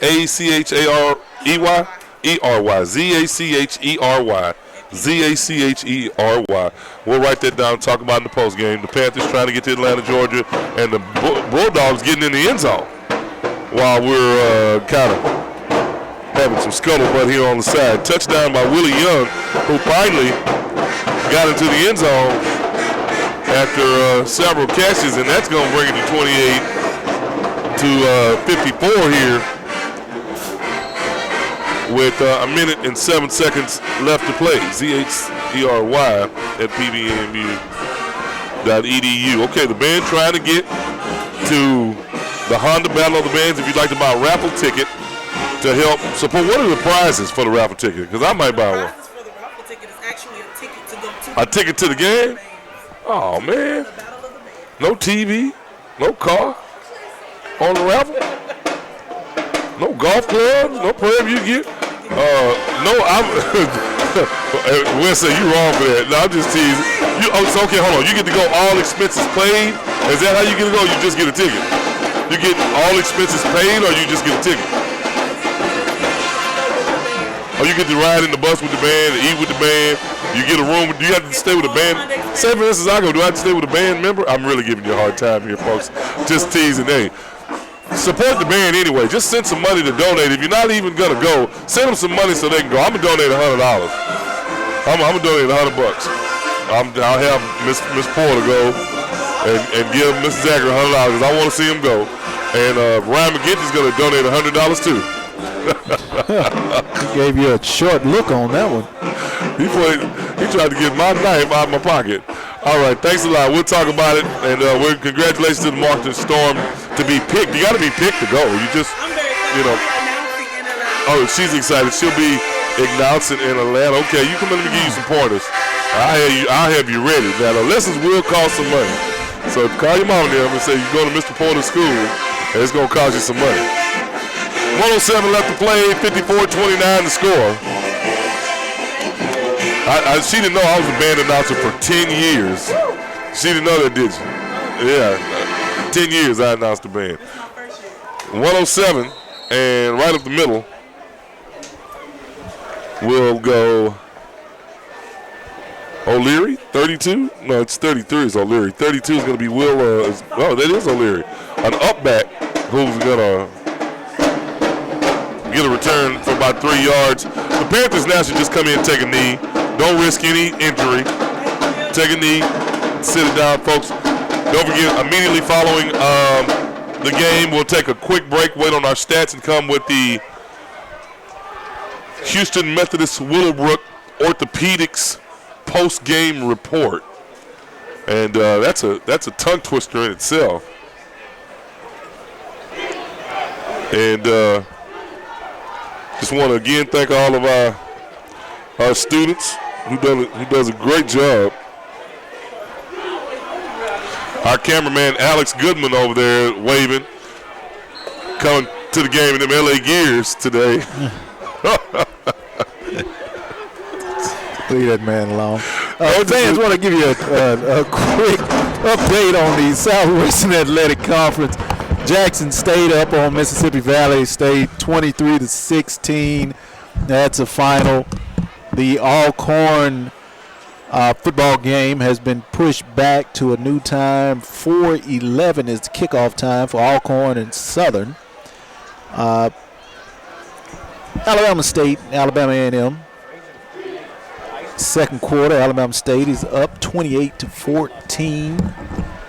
Valley is losing to Jackson State 16-23. That's in the fourth quarter.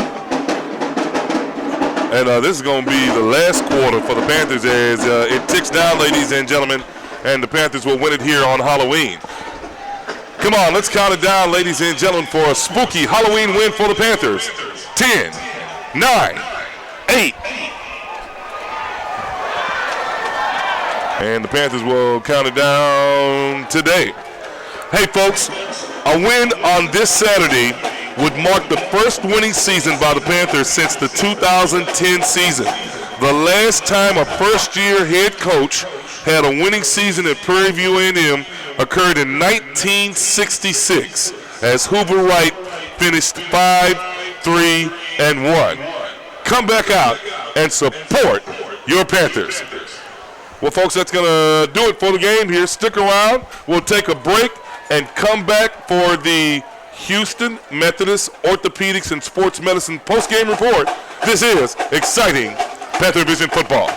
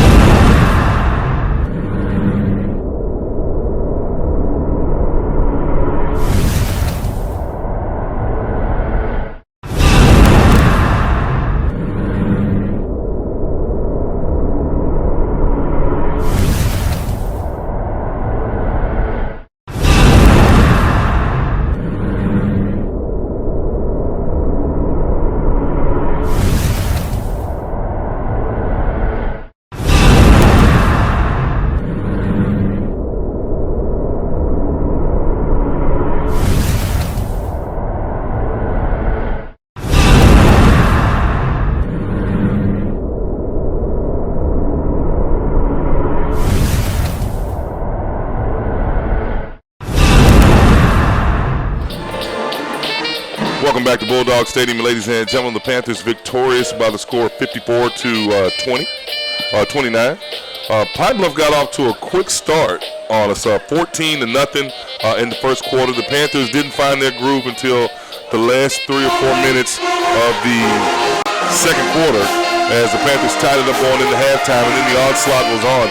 The Panthers still go to sleep a lot after they get on top of people, and we've got to correct those errors. We can't make mental mistakes after we start really getting after people and let them kind of catch up. I mean, we should have really did a better job of banging up on Pine Bluff, but the Panthers kind of let up. A couple of blocked field goals and then some big runbacks on the kickoff return team. Saw Pine Bluff have a glimmer of hope, but no can do. 54 points, just too much to come back from. Yeah, Coach Simmons talked about that. He had been hearing comments that the Panthers were playing up or down to the level of their competition. And he's telling everyone that, hey, we preach winning no matter what. That's our mission, to come out and play the best that we can. Now, you gave, I'll say, not an excuse, but another way of looking at the situation.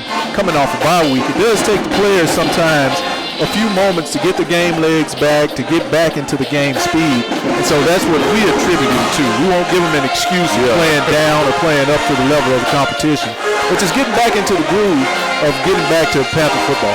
Yeah, Pine Bluff, 29 carries on offense for 66 yards.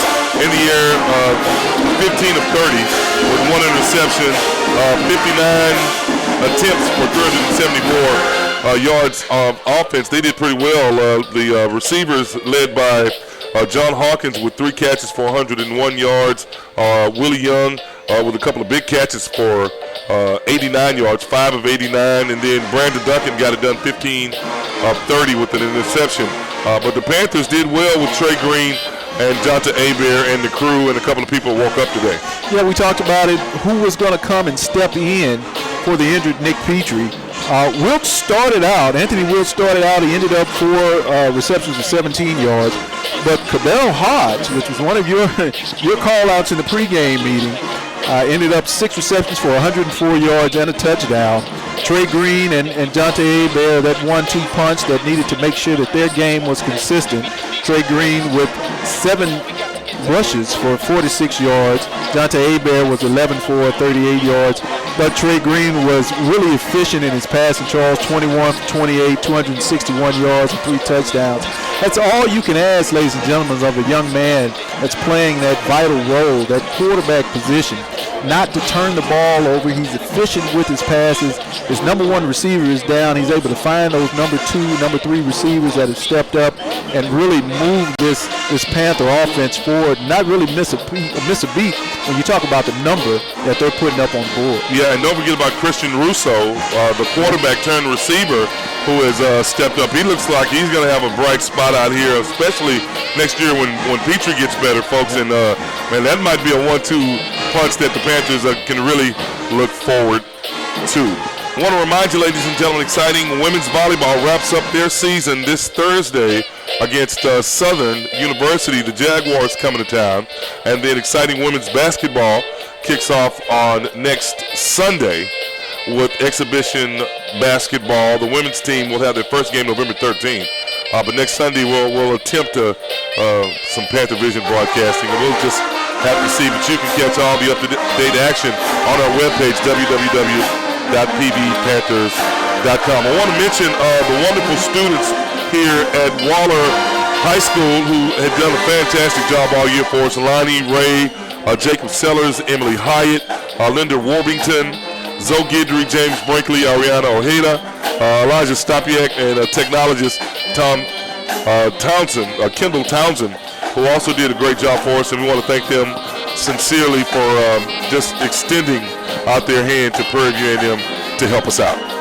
It's been a great day, Charles. Look forward to getting back here on the 21st for what should be a top-notch senior day against Jackson State. And looking forward also, fans come and support us on Panther Vision as we kick in our 2015-16 season for basketball.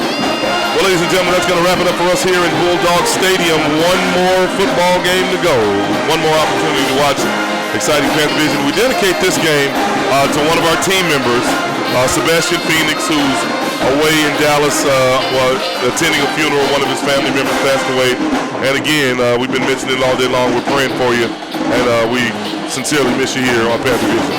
For Athletic Director Ashley Robinson, Assistant Athletic Director Alicia Pete, our Technical Director Michael West, our Sports Information Director Mr. Ryan McGinty, and our fantastic corral of students, DeAndre Nicholson, Sebastian Phoenix, Alex Goodwin, and the whole crew. Jordan Carroll will join us Thursday, hopefully. Until then, we'll see you next week with more exciting Panther Vision Sports.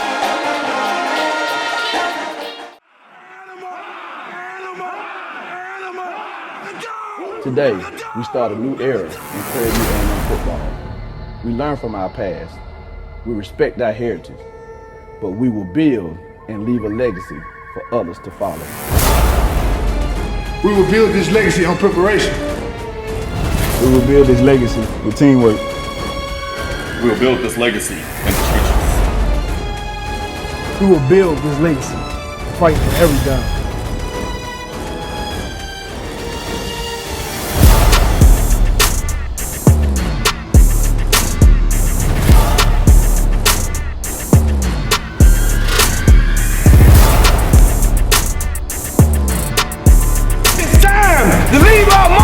On the hill, let's go, PV!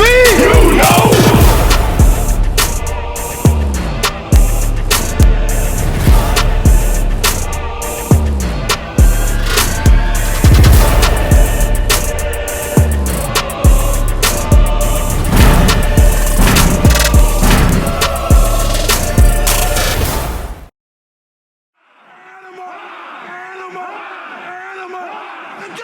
Today, we start a new era in Prairie View